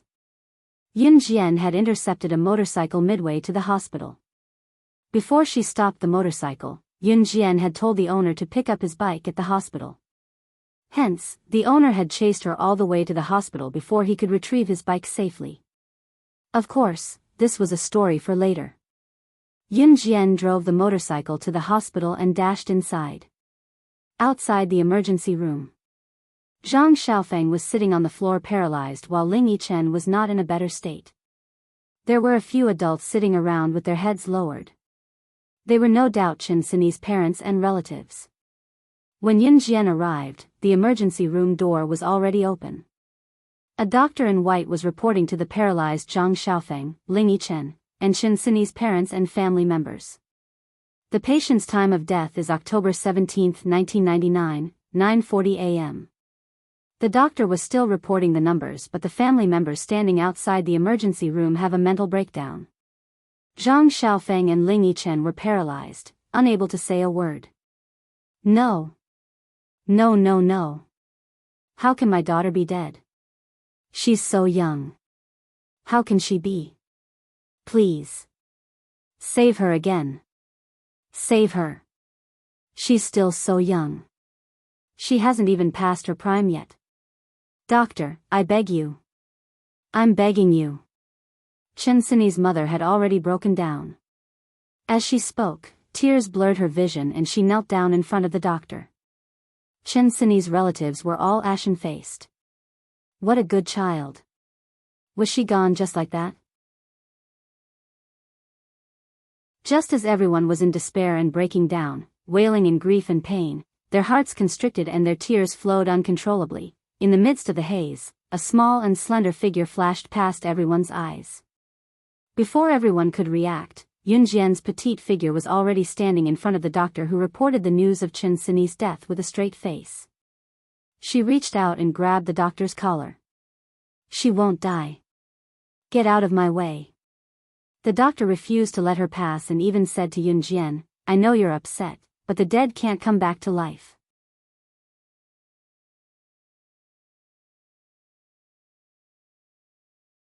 Chapter 1682. Just as she said that, she was already holding a butterfly knife that she had pulled out of nowhere. The butterfly knife was already pressed against the doctor's neck agilely. Grim Reaper's hand. Who in this field did not know about the Grim Reaper's hand in the medical field? It was the living dead, the existence of flesh and bones. Even if it was a dead person who was carried into a coffin, the Grim Reaper's hand could revive the person in seconds. The legendary Grim Reaper's hand was not human at all. It was a living Huatua, a celestial being who had descended from the heavens. Therefore, when he heard Yunjian's self-introduction, the doctor who was used to seeing life and death parting narrowed his eyes and staggered. Yunjian had announced her identity directly so that there would be no obstacles. Now that she was confirmed dead, it meant that Shinsini had been resuscitated many times in the hands of these doctors. The time wasted could have cost a person who could have been revived. This moment was different from when Qin Yu's hand was injured back then. A life was at stake. If they did not resuscitate Shinsini in the shortest time possible, even she would not be able to save her. Perhaps it was the way Yunjian wielded the butterfly knife just now that was comparable to a doctor who held a scalpel for years and had amazing skill with it. The doctor who was expressionless earlier dashed to the director's office in horror after hearing Yunjian's words. Shinsini's relatives and friends who stood where they were had never heard of the Grim Reaper's hand. However, seeing the change in the doctor's expression just now, everyone placed their hopes on Yunjian. In the end, Yunjian entered the operating room under the pleading of Shinsini's mother. 3 hours later, with the director's assistance, Yunjian completed the operation that cut into the brain. The operation was completed successfully and Shinsini was safe. The brain was the most dangerous part of the human body that could not be injured the most because it was the most important part of the human body. It was fine if other parts were injured, but if there was a problem with the brain that controlled the entire body, the danger was imaginable. When Yunjian came out of the operating room and announced Shinsini's rescue, the entire Longmen City People's Hospital was in an uproar. Shinsini's parents were indescribably grateful to Yunjian. Zhang Xiaofeng and Ling Yichen, who were paralyzed earlier, also recovered. Sini was still alive. It's good that he's alive. As long as he was alive, anything could be healed. What happened? Yunjian asked Zhang Xiaofeng and Ling Yi after getting rid of the crowd. Half an hour later, Yunjian arrived at the gate of No. 1 Middle School alone. Yizhong was a key high school in Longmen City. Yizhong students had classes on Saturdays and only had weekend breaks from Saturday night to the weekend dinner time. Therefore, the students of No. 1 Middle School were still in school. Shinsini accidentally met the school beau of No. 1 Middle School. In order to avoid the pursuit of the ugliest girl in No. 1 Middle School, the school beau of No. 1 Middle School treated Shinsini as cannon fodder and madly pursued her. The ugliest girl in No. 1 Middle School came from a wealthy family. She was a very powerful person. Therefore, the school beau of No. 1 Middle School was pestered by her as well. The ugliest girl in No. 1 Middle School thought that the school beau of No. 1 Middle School had really fallen in love with Shinsini, so she pushed Shinsini down from the second floor and her head hit the ground when she was arguing with Shinsini this morning. That was right. Yunjian was here to avenge Shinsini. Without a doubt, Shinsini had become the group's scapegoat. Moreover, with the ugliest girl's family background, even if something really happened to Shinsini, the girl would be fine as she was still underage. At most, she would be sent to the police station for a while before she was released. When Yunjian entered the school gate, the guard uncle stopped her, but Yunjian leaped through the 2-meter-tall gate. The guard uncle was so frightened that he dared not chase after her. No. 1 Middle School's second-year class, 6, the class of the school beau. Hee, Qingjun, that Shinsini from first-year class, 2, is in deep trouble because of you. She might not even be alive now. Aren't you afraid? A boy was talking to another good-looking boy. Pfft, if you didn't mention it, I would have forgotten about her. Hey, I didn't push her. Why should I be afraid? The boy called Qingjun said confidently. At this moment, a petite and beautiful figure appeared at the gate. While the crowd was amazed by Yunjian's beauty when she came in, they did not forget to gossip about her. However, Yun Jian glanced over and asked coldly, "Who is the school beau of number 1 middle school?" "Him, it's him." "Beauty, why are you looking for the school beau of number 1 middle school? Don't tell me you want to chase him." "Ha ha ha." The boy who was talking to the school beau of number 1 middle school, Zhang Qingjun, immediately pointed at Zhang Qingjun and teased Yun Jian with a smile. Everyone in the class laughed when they heard this. As soon as the boy finished speaking, Zhang Qingjun brushed his bangs and was about to exclaim about his charm.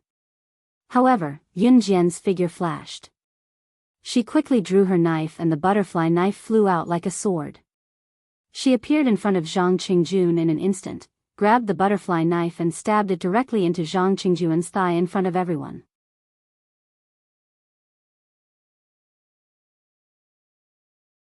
Chapter 1683. When Yun Jian entered the classroom to ask who the most handsome guy in EE was, the students in class 2-6 had thought that Yun Jian was a student from another school. Zhang Qingjun was very famous in Longmen City. Due to his good looks and results, many high school students in Longmen City knew who he was. Even some of the junior high school students knew who Zhang Qingjun was. Therefore, the students thought that Yun Jian had chased after Zhang Qingjun, the most handsome guy in their school, because she admired him. In spite of it, no one expected Yun Jian, who gave off the impression of a meek high school girl the moment she appeared, to suddenly appear in front of Zhang Qingjun in a few blinks. His skills were like those of a martial artist. Everyone was dumbfounded when they saw an ordinary girl display such a powerful ability. That was not the end of it. The students in the class saw Yun Jian appearing in front of Zhang Qingjun in a flash. While he was feeling good about himself, she flipped her hand and stabbed a knife into Zhang Qingjun's thigh before anyone could react. She then uttered the words that made the pupils of all the students in Zhang Qingjun's class shrink. "Ah! Ah! Ah!" However, at this moment, Zhang Qingjun's piercing scream had already sounded.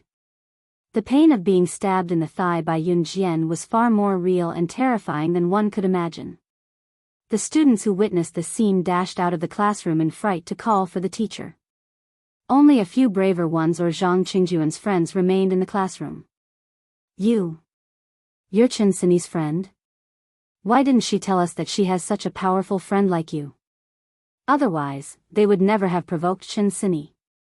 The few boys in the class who played with Zhang Qingjun and even instigated Zhang Qingjun to cause trouble for Chen Sini were so scared that their faces turned pale.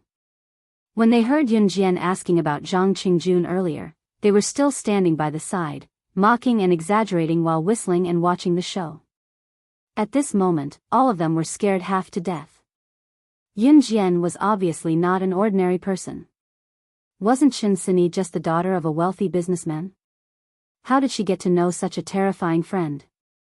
Why would a normal girl rush up and stab a knife into someone's thigh? It was such a terrifying scene. Normal girls would be scared just by imagining it, but what about her? After stabbing the knife into Zhang Qingjun's thigh, she actually said those words without changing her expression. "Teacher Gua. Right here." A girl rushed into our class and stabbed Zhang Qingjun's leg with a knife. Outside the classroom, the voice of the student who had run out to call for the teacher could be heard. Soon, a male teacher with a large pile of fat on his abdomen and a shiny scalp walked into the classroom under the protection of the crowd. As soon as this male teacher called Teacher Gua entered the classroom, all the students present quieted down. Seeing Zhang Qingjun rolling on the ground, Mr. Gua's face darkened. He shouted to the surrounding students, "Go and call an ambulance." After shouting, Mr. Guo looked at Yun Jian and said fiercely, "Which school are you from? How did you get in? You're so young and you don't learn good things. How dare you hurt someone in our school? Don't think that you can't go to the police station because you're not 18 yet. If you dare to hurt someone in public, you'll definitely go to the juvenile detention center for 10 to 8 years." Zhang Qingjun's family background was not ordinary. Now that something had happened to Zhang Qingjun at school, Zhang Qingjun's family would naturally not let Yun Jian off. Seeing Mr. Guo's appearance, Zhang Qingjun's friends who were afraid of Yun Jian just now calmed down a little. Mr. Guo was a physical education teacher in number 1 high school. At the same time, he had undergone strict training. His strength was naturally different from ordinary people. With Mr. Guo around, everyone believed that Yun Jian would not dare to do anything. However, after hearing Mr. Guo's words, Yun Jian gave a cold smile. She raised her foot and stepped on the butterfly knife that had pierced into Zhang Qingjuan's thigh, sending the knife further in. This time, Zhang Qingjun curled up in pain and finally fainted. The surrounding people looked at Yun Jian in disbelief, who still dared to make a move. However, when they heard Yun Jian's words, they said coldly and arrogantly, "Tell your principal of number 1 high school to come and see me immediately. Otherwise, I'll kill him right now."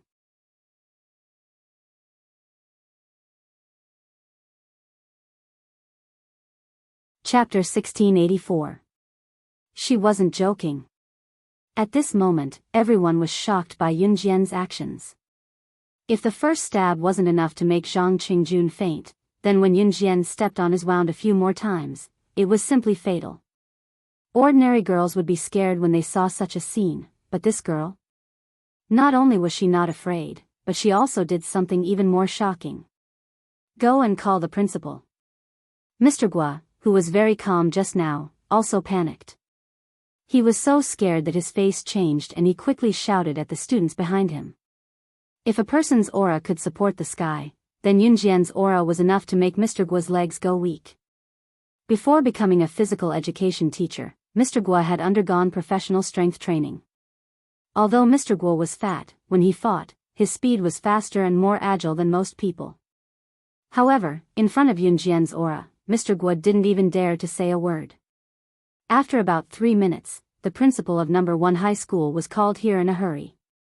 Seeing Zhang Qingjun unconscious on the ground with his thigh bleeding, the principal's face instantly turned extremely pale. Zhang Qingjun's family background was not ordinary.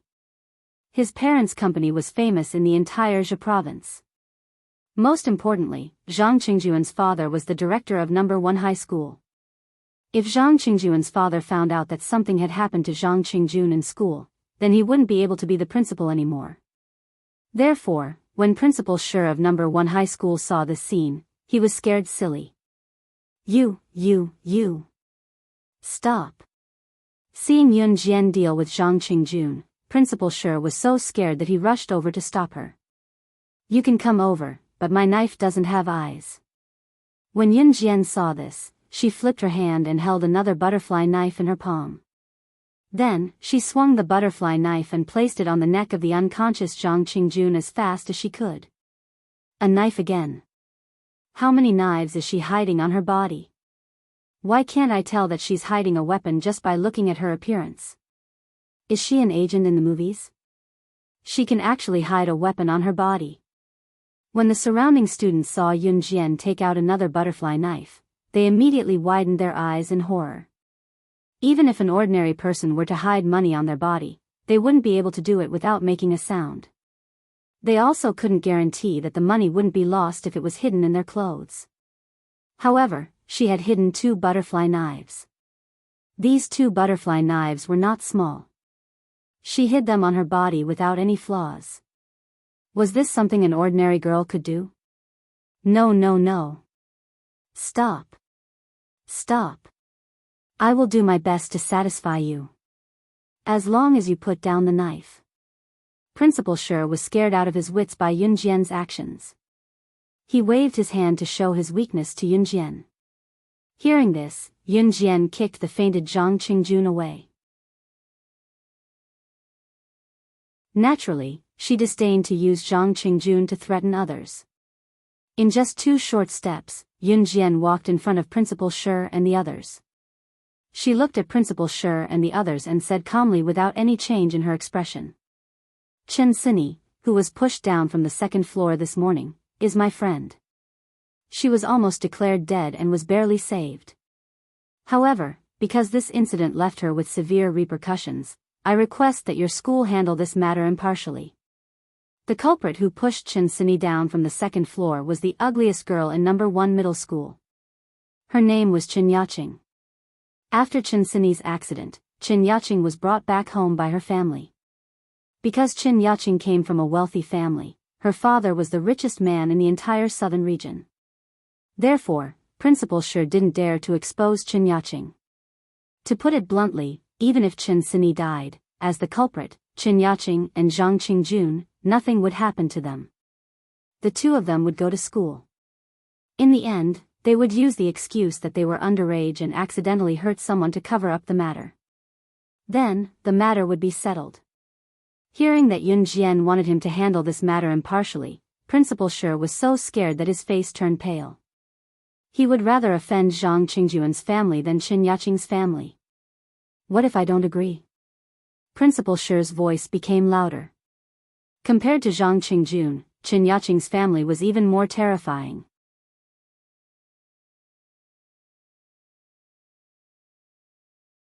Chapter 1685. Yun Jian's insolent words were like a landmine that spread to every corner of the place, stupefying everyone for a moment. When they came back to their senses, they were bewildered. Bomb number 1 middle school? She had the ability to bomb the entire school? The students present were slightly taken aback. Look, she said she's going to bomb number 1 middle school. Some of the students were stunned for 2 seconds after hearing what Yun Jian said before bursting into laughter.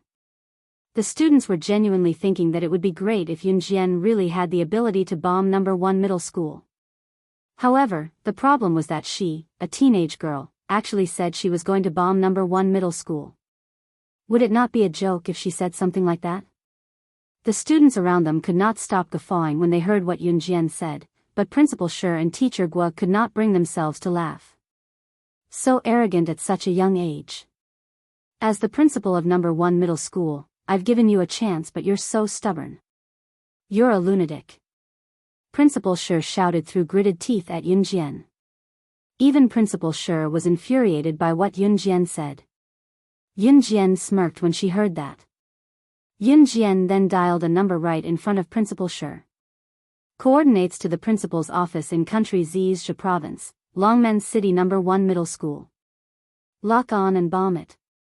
The students who thought that Yun Jian was joking thought that Yun Jian was crazy when they heard what Yun Jian said. She's from a mental hospital, isn't she? Let's go tie her up and send her back to the mental hospital. A male student at the side seemed to have snapped out of it as he pointed at Yun Jian and said to the group.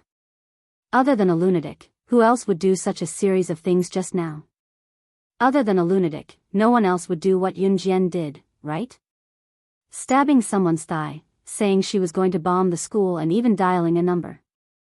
No normal person would do that. Actually, the male student only said this because he wanted to take a few bites of Yun Jian's tofu when he rushed over to tie her up. Even if Yun Jian was really crazy, how could there be such a beautiful crazy person in the world? The surrounding boys were all thinking that if Yun Jian was really crazy, when Yun Jian returned to the mental hospital, they must go to the mental hospital one by one to find her. Do some disgusting things. Boys in their youth wouldn't think too much about the future, but some boys would even do things that they shouldn't do in order to show off their prowess. As a result, many girls in the real world were deceived by boys of this age with flowery words, and in the end, they ended up in a miserable state. After listening to the male student's words, these boys started to fantasize. If Yun Jian was really a patient who escaped from a mental hospital, then wouldn't they be able to do whatever they wanted? However, just as this group of disgusting boys were imagining things that they couldn't accept and were about to walk towards Yun Jian one by one, trying to suppress Yun Jian together, in the distance, a loud roar came from the office building. Boom! That sound was so loud that it almost shook the sky, as if the eaves were about to collapse. Hearing this loud sound, the boys who wanted to do something, as well as Principal Shi, Teacher Guo, and the others, were all shocked. When the sound of the explosion had just subsided, Principal Shi suddenly trembled. After he came to his senses, he ran from the classroom to the classroom corridor as fast as he could.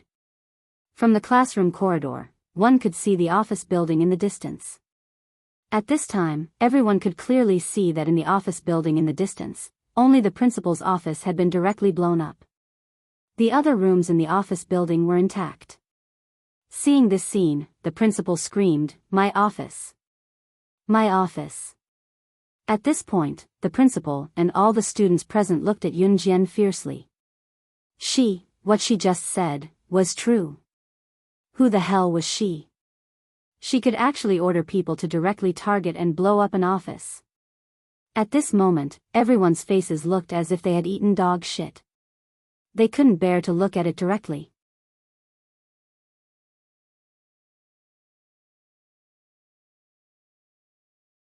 Chapter 1686. Everyone at the scene was shocked. Especially Principal Shi. You.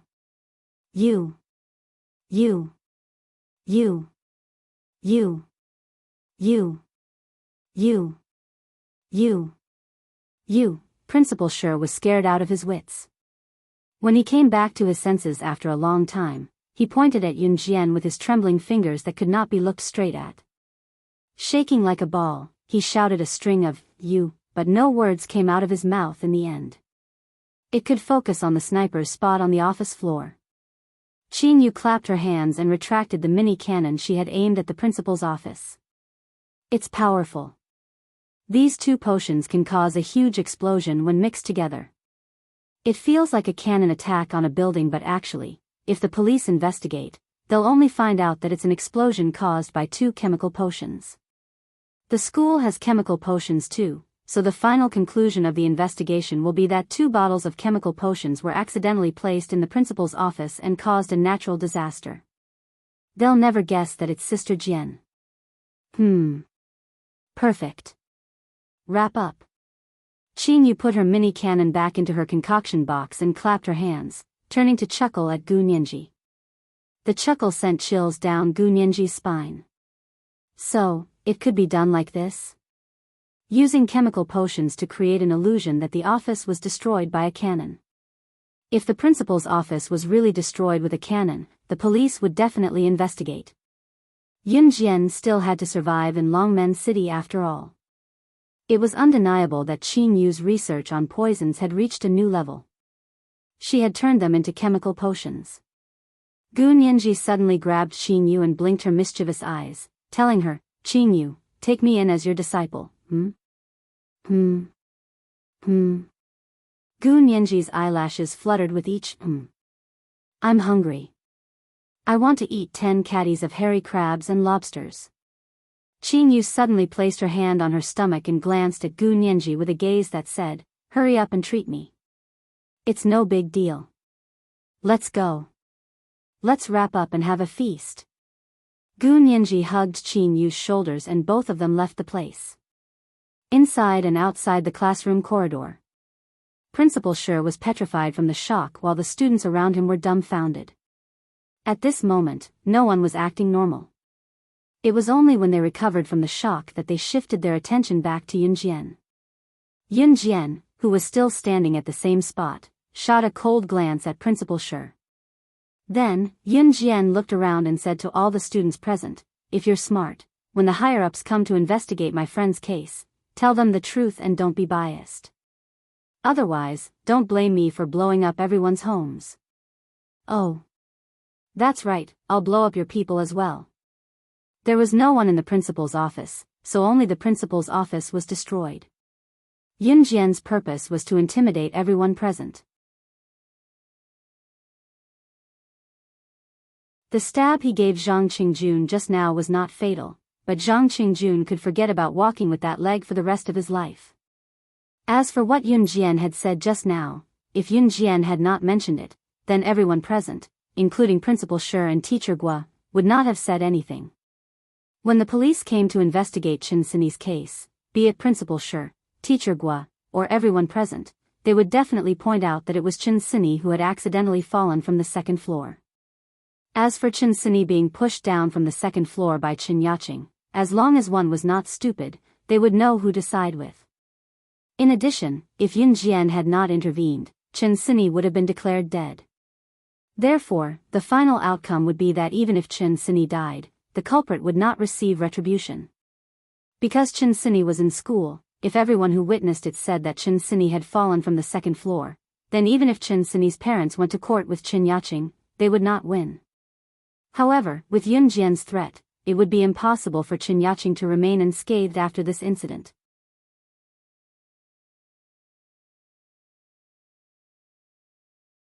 Chapter 1687. Zhang Qingjun was sent to the hospital by the ambulance that came later. No one dared to stop Yun Jian from leaving Yi Hai. Everyone was eager for Yun Jian to leave when she was faced with such a terrifying person. Principal Shi dared not stop Yun Jian all the more. Of course, he would not let the matter go just like that. She had blown up his office. The police would definitely investigate.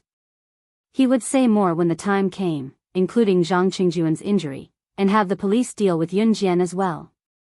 Principal Shi had no idea that his office looked like it was destroyed by a cannon on the surface, but it was actually a huge explosion caused by 2 bottles of chemical potions mixed together. After leaving Yi Hai, Yun Jian hailed a cab to a villa in Longmen City. The cab even made a trip to New Cruise and Falcon Hall's headquarters along the way. Zhang Xiaofeng and Ling Yichen got into the car at New Cruise and Falcon Hall's headquarters. That girl called Chen Yaqing is Chen Fugui's daughter. Chen Fugui is the richest and most powerful tycoon in the southern region. He's currently staying in Longmen City's Jifang Road's villa. Once Zhang Xiaofeng and Ling Yichen got into the car, the latter told Yun Jian what he found out about Falcon Hall. Zhang Xiaofeng, Chen Sini, and Ling Yichen were usually helping Zhang Jifan manage New Cruise when they had nothing to do. When New Cruise and Falcon Hall collaborated, Zhang Xiaofeng, Ling Yichen, and Ling Yichen worked together to manage Falcon Hall in secret. Zhang Xiaofeng, Ling Yichen, and Ling Yichen were all geniuses with plenty of ingenious ideas. Now that New Cruise had become Country Z's leading brand, Zhang Xiaofeng and Ling Yichen's help was indispensable. If Chen Yaqing knew what Chen Sini was doing in New Cruise, she would not dare do anything to Chen Sini. Although Chen Yaqing's father was the richest tycoon in the southern region, he was nothing compared to New Cruise. Go to Jifang Road, Yun Jian said to the cab driver with a grim expression. Jifang Road, Villa Forest. There were many villas here, but there was only one villa that was the biggest on Jifang Road. This villa was naturally Chen Yaqing's home. At this moment, the guard at the entrance of the villa was still watching the door while munching on melon seeds. At first glance, he saw a slender young lady with 2 handsome young men following behind her. Each of them had their own strengths as they walked towards him. The young girl walked at the front, and the 2 youths behind her were like her subordinates. The reason why the guard thought so was because the girl's aura was simply too powerful. She was so powerful that the guard could only watch as Yun Jian stood in front of the door, cracked the password lock, and walked into the villa within 3 seconds. It was only after she had walked far away that the guard reacted. Hey hey hey! He couldn't leave. You can't leave. By the time the guards chased after them, Yun Jian and the other 2 had already disappeared. Rich and powerful families often held parties. At this moment, Chen Fugui had invited all the socialites and handsome men of the same age to hold a party at his house. Chen Yaqing was also wearing a gorgeous dress, and chatted with the handsome men of the upper class as if nothing had happened. Your daughter is becoming more and more beautiful. In the corner, a bald middle-aged man praised Chen Yaqing against his conscience. In fact, Chen Yaqing's ugliness was unrivaled. Chen Fugui was amused when he heard that. He even nodded and clinked his wine glass with the middle-aged man's. However, at the moment when the 2 wine glasses touched, the door was kicked open. The door was not kicked open, but was directly kicked open from outside. The entire door was spread on the ground like a carpet. This sudden turn of events caused everyone present to be shocked. Outside the door, a slender young girl stopped and entered. Behind the young girl were 2 handsome men. Seeing that this young lady was the one who kicked open the door, Chen Fugui was stunned. He didn't seem to have invited her, right? How dare she kick open the door of his house? Who are you, and what are you doing here? Do you know where this is? How dare you be so arrogant? Chen Fugui stood out and shouted at Yun Jian.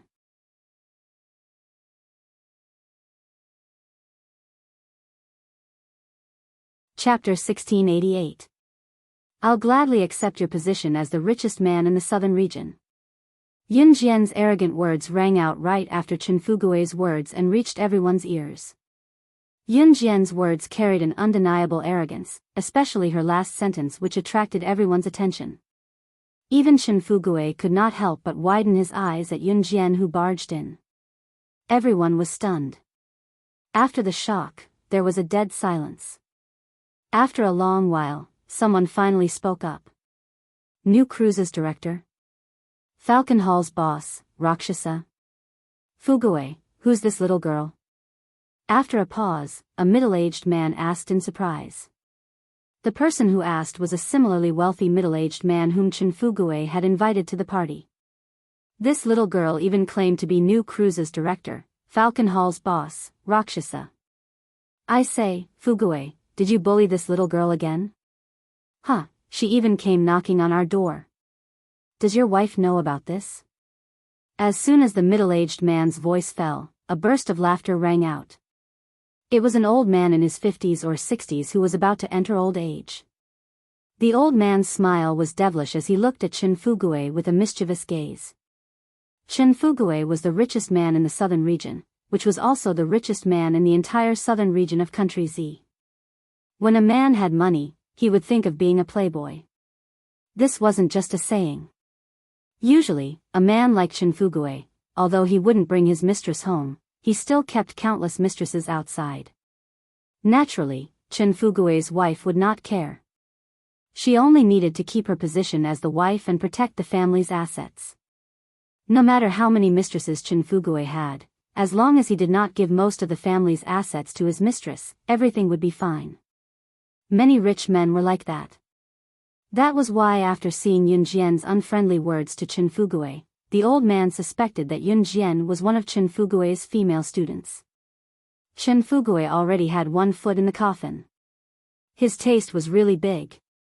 As for what Yun Jian had just said, after the old man's interruption, the people present did not listen to a single word. Everyone only felt Yun Jian's arrogance, but directly ignored the other words that Yun Jian had just said. Tisk, you're so young, yet you don't learn to be good. You're learning from others to be a mistress. You're even using New Cruise and Falcon Hall as shields. She's so beautiful. Look, that figure is slender, but that chest, could it be that it's because of a man's love? The old men around them mocked and ridiculed Yun Jian, mixed with uncontrollable lust. It had to be said that Yun Jian was really beautiful, and the group of old men around her was really rich. Rich old men would naturally think more. However, Chen Fugui was the only one who knew that he had never seen Yun Jian before this. There was a glint in Yun Jian's eyes when she heard the commotion. Dad, I don't know her. Get someone to chase her away. Chen Yaching was wearing a gorgeous princess gown. She was ugly, so no matter how she dressed up, it would be futile. The moment Chen Yaching finished speaking, the people around them who were lying through their teeth gradually stopped talking. It's fine if you don't know me. It's enough that you know Chen Sini. Yun Jian followed up right after Chen Yaching finished speaking. Yun Jian narrowed her eyes and continued sneering. Because I'll send you to hell on her behalf. After listening to his daughter and Yun Jian's conversation, Chen Fugui knew very well that Yun Jian must have come because of Chen Sini's incident in the morning. Chen Fugui did not care about what happened in the morning because even if Chen Sini was dead, it was just a nameless nobody who could be dealt with money.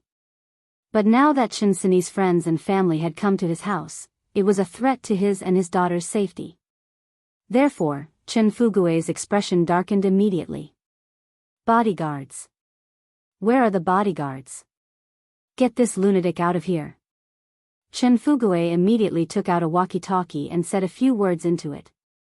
After he finished speaking, more than 10 bodyguards rushed in from the main door. They were all burly and strong, all of them extraordinary. You want to fight with me?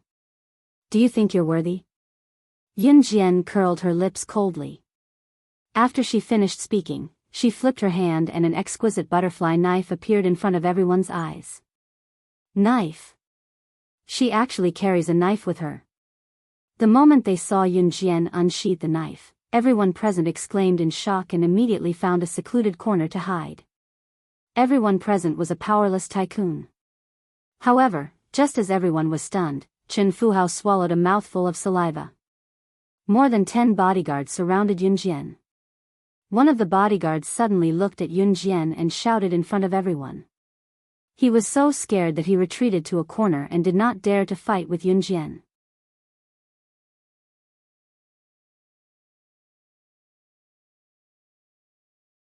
Chapter 1689.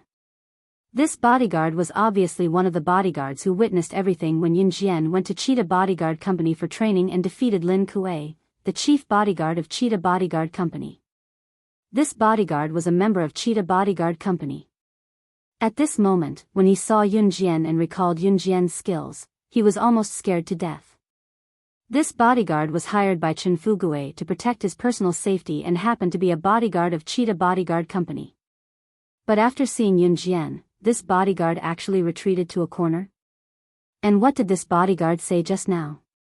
Lin Kuei is the most powerful chief bodyguard of Cheetah Bodyguard Company. For a big shot like Lin Kuei, he was a famous big shot even in the international arena. You're saying she defeated Lin Kuei? This kind of thing, how is it possible? The old man who caused everyone present to have a different view of Yun Jian's face gradually sank.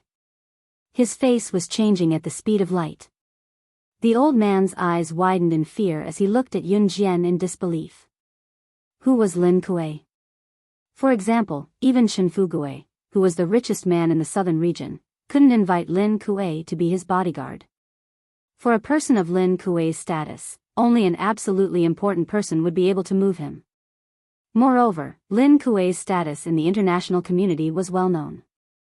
Hiring a bodyguard was a way for some rich people to protect their own lives. Generally, no matter what kind of accident happened, the bodyguard would not withdraw before the employer safely left. If the bodyguard did so, it would be a violation of the contract and the compensation would be deducted. The bodyguard company would even have to compensate the employer for the bodyguard. Not only that, it would also affect the company's reputation. All the bodyguards were aware of this, so sometimes even if their lives were in danger, they would not back down. But the bodyguard who said that Yun Jian defeated Lin Kuei was so scared by Yun Jian that he directly retreated to a corner. It was conceivable that in his impression, Yun Jian was even more terrifying than compensating the employer. Therefore, everyone present was frightened by the bodyguard's action and behavior. How is it impossible? I saw her defeat Lin Kuei with my own eyes. Moreover, he only used one move to defeat Lin Kuei. He really only used one move. One move. The bodyguard immediately replied to the old man in a frightened voice. When the crowd heard this, their expressions changed rapidly. What? She defeated Lin Kuei from your Cheetah Bodyguard Company in one move? As soon as the bodyguard finished speaking, many frightened and shocked voices sounded from the surroundings. Just now, the bodyguard said that Yun Jian had defeated Lin Kuei. This was already unbelievable. But the problem was, Yun Jian defeated Lin Kuei in one move. What kind of power was this? Was she really just a teenage girl? At this moment, Chen Fugue recalled what Yun Jian had called herself. The chairman of New Cruise? Falcon Hall's boss Rakshasa? Could it be that she really? Chen Fuhao gulped hard. If Yun Jian was really the owner of New Cruise and Falcon Hall, it would not be good to have another enemy even though it would not cause him to go bankrupt. Moreover, he had heard that New Cruise's chairman and Falcon Hall's Rakshasa were both young women. Therefore, Chen Fugue wanted to make peace with Yun Jian. He spoke to Yun Jian. Your friend isn't dead, right? How about this, let's both take a step back. How much does your friend want? I'll write her a check. Is that okay? Chen Fugue was not sure of Yun Jian's identity, so he had already taken a step back when he spoke to Yun Jian. He had to take a step back because of Yun Jian's shocking power. Chen Fugue was known for being unreasonable. His willingness to take a step back was already unbelievable to the crowd. Just as Chen Fugue spoke, however, Yun Jian's cold voice rang again. She spoke without backing down. She did not back down and said, "We don't need money." At this point, she paused. "Then what do you need?" Chen Fugui's expression darkened. "I want her dead." As soon as the words were spoken, Yun Jian moved at a speed that was invisible to the naked eye. She went around Chen Fugui and appeared before Chen Yaqing in a flash, kicking her to the ground.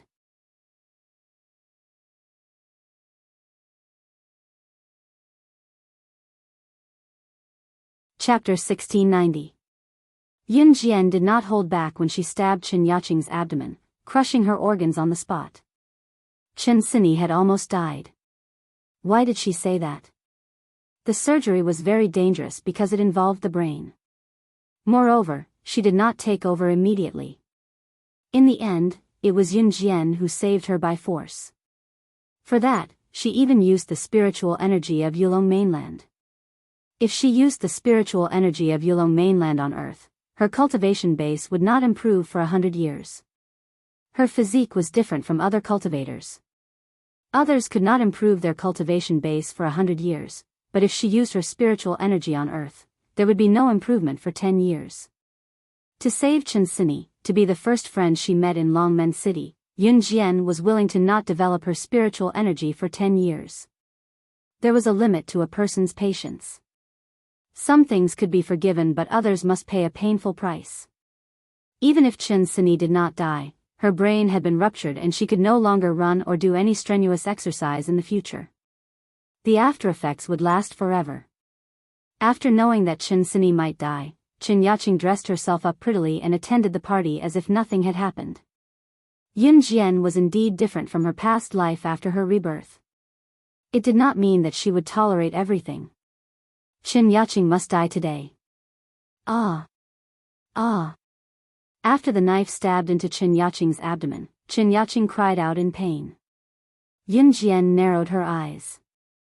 After she stabbed the butterfly knife into Chen Yaqing's abdomen, she moved the knife from her abdomen to her heart, sending Chen Yaqing to hell by disembowelment. Blood gushed out like a hot spring and dyed the floor of Chen Fugui's living room red. Chen Yaqing died on the spot. Qing Qing You killed Qing You. I'm going to kill you. Ah. I'm going to kill you. Chen Fugui only recovered from his shock after a long while. His pupils constricted and he broke down completely the moment he saw Chen Yaqing's death. Go to hell. Ah. I want you to pay with your life. I want you to pay with your life. Chen Fugui had completely broken down. He flew towards Yun Jian, roaring as he rushed towards Yun Jian. Color drained from everyone's faces from Yun Jian's behavior. She actually killed Chen Yaqing. How dare you? You actually. Before Chen Fugui could reach Yun Jian kicked Chen Fugui away. She followed closely behind and kicked Chen Fugui in the stomach. Why wouldn't I dare? Not only you, but everyone here today will be destroyed because of you. At this moment, Yun Jian's gaze was terrifyingly cold. Even Zhang Xiaofeng and Ling Yichen were a little shocked. The moment Chen Fugui was kicked to the ground by Yun Jian, he was so scared that he couldn't stop trembling. The moment Yun Jian killed Chen Yaqing, the people around them screamed and ran for the door. However, before she could reach the entrance, she saw Qing Yu and Gu Nianji leading a dozen women in black with a skull mark on their wrists walking in from outside. At the same time, the people Qing Yu and Gu Nianji brought stopped the people in the room from running out. Sister Jian. Qing Yu and Gu Nianji greeted Yun Jian with a nod when they saw her. Who are they? The people present paled when they saw the people Qing Yu and Gu Nianji brought in. They have skulls on their wrists. Isn't that the mark of the ancient killer mercenary group? What? The people present were paralyzed on the spot. Why are the Kosha mercenaries here? Someone shouted in horror. Momo. Could it be? Someone suddenly looked at Yun Jian. Could she be one of the Kosha mercenaries? Yun Jian, who had her foot on Chen Fugui's stomach, had her back facing Qing Yu, Gu Nianji, and the dozen kosha mercenaries behind them as she spoke coldly that would decide everyone's fate. The chilliness of her words sent chills down everyone's spine. You're tuning in to the Biyao's Wuxia Chronicles YouTube channel. Don't forget to subscribe and join us on this journey to catch the most captivating stories.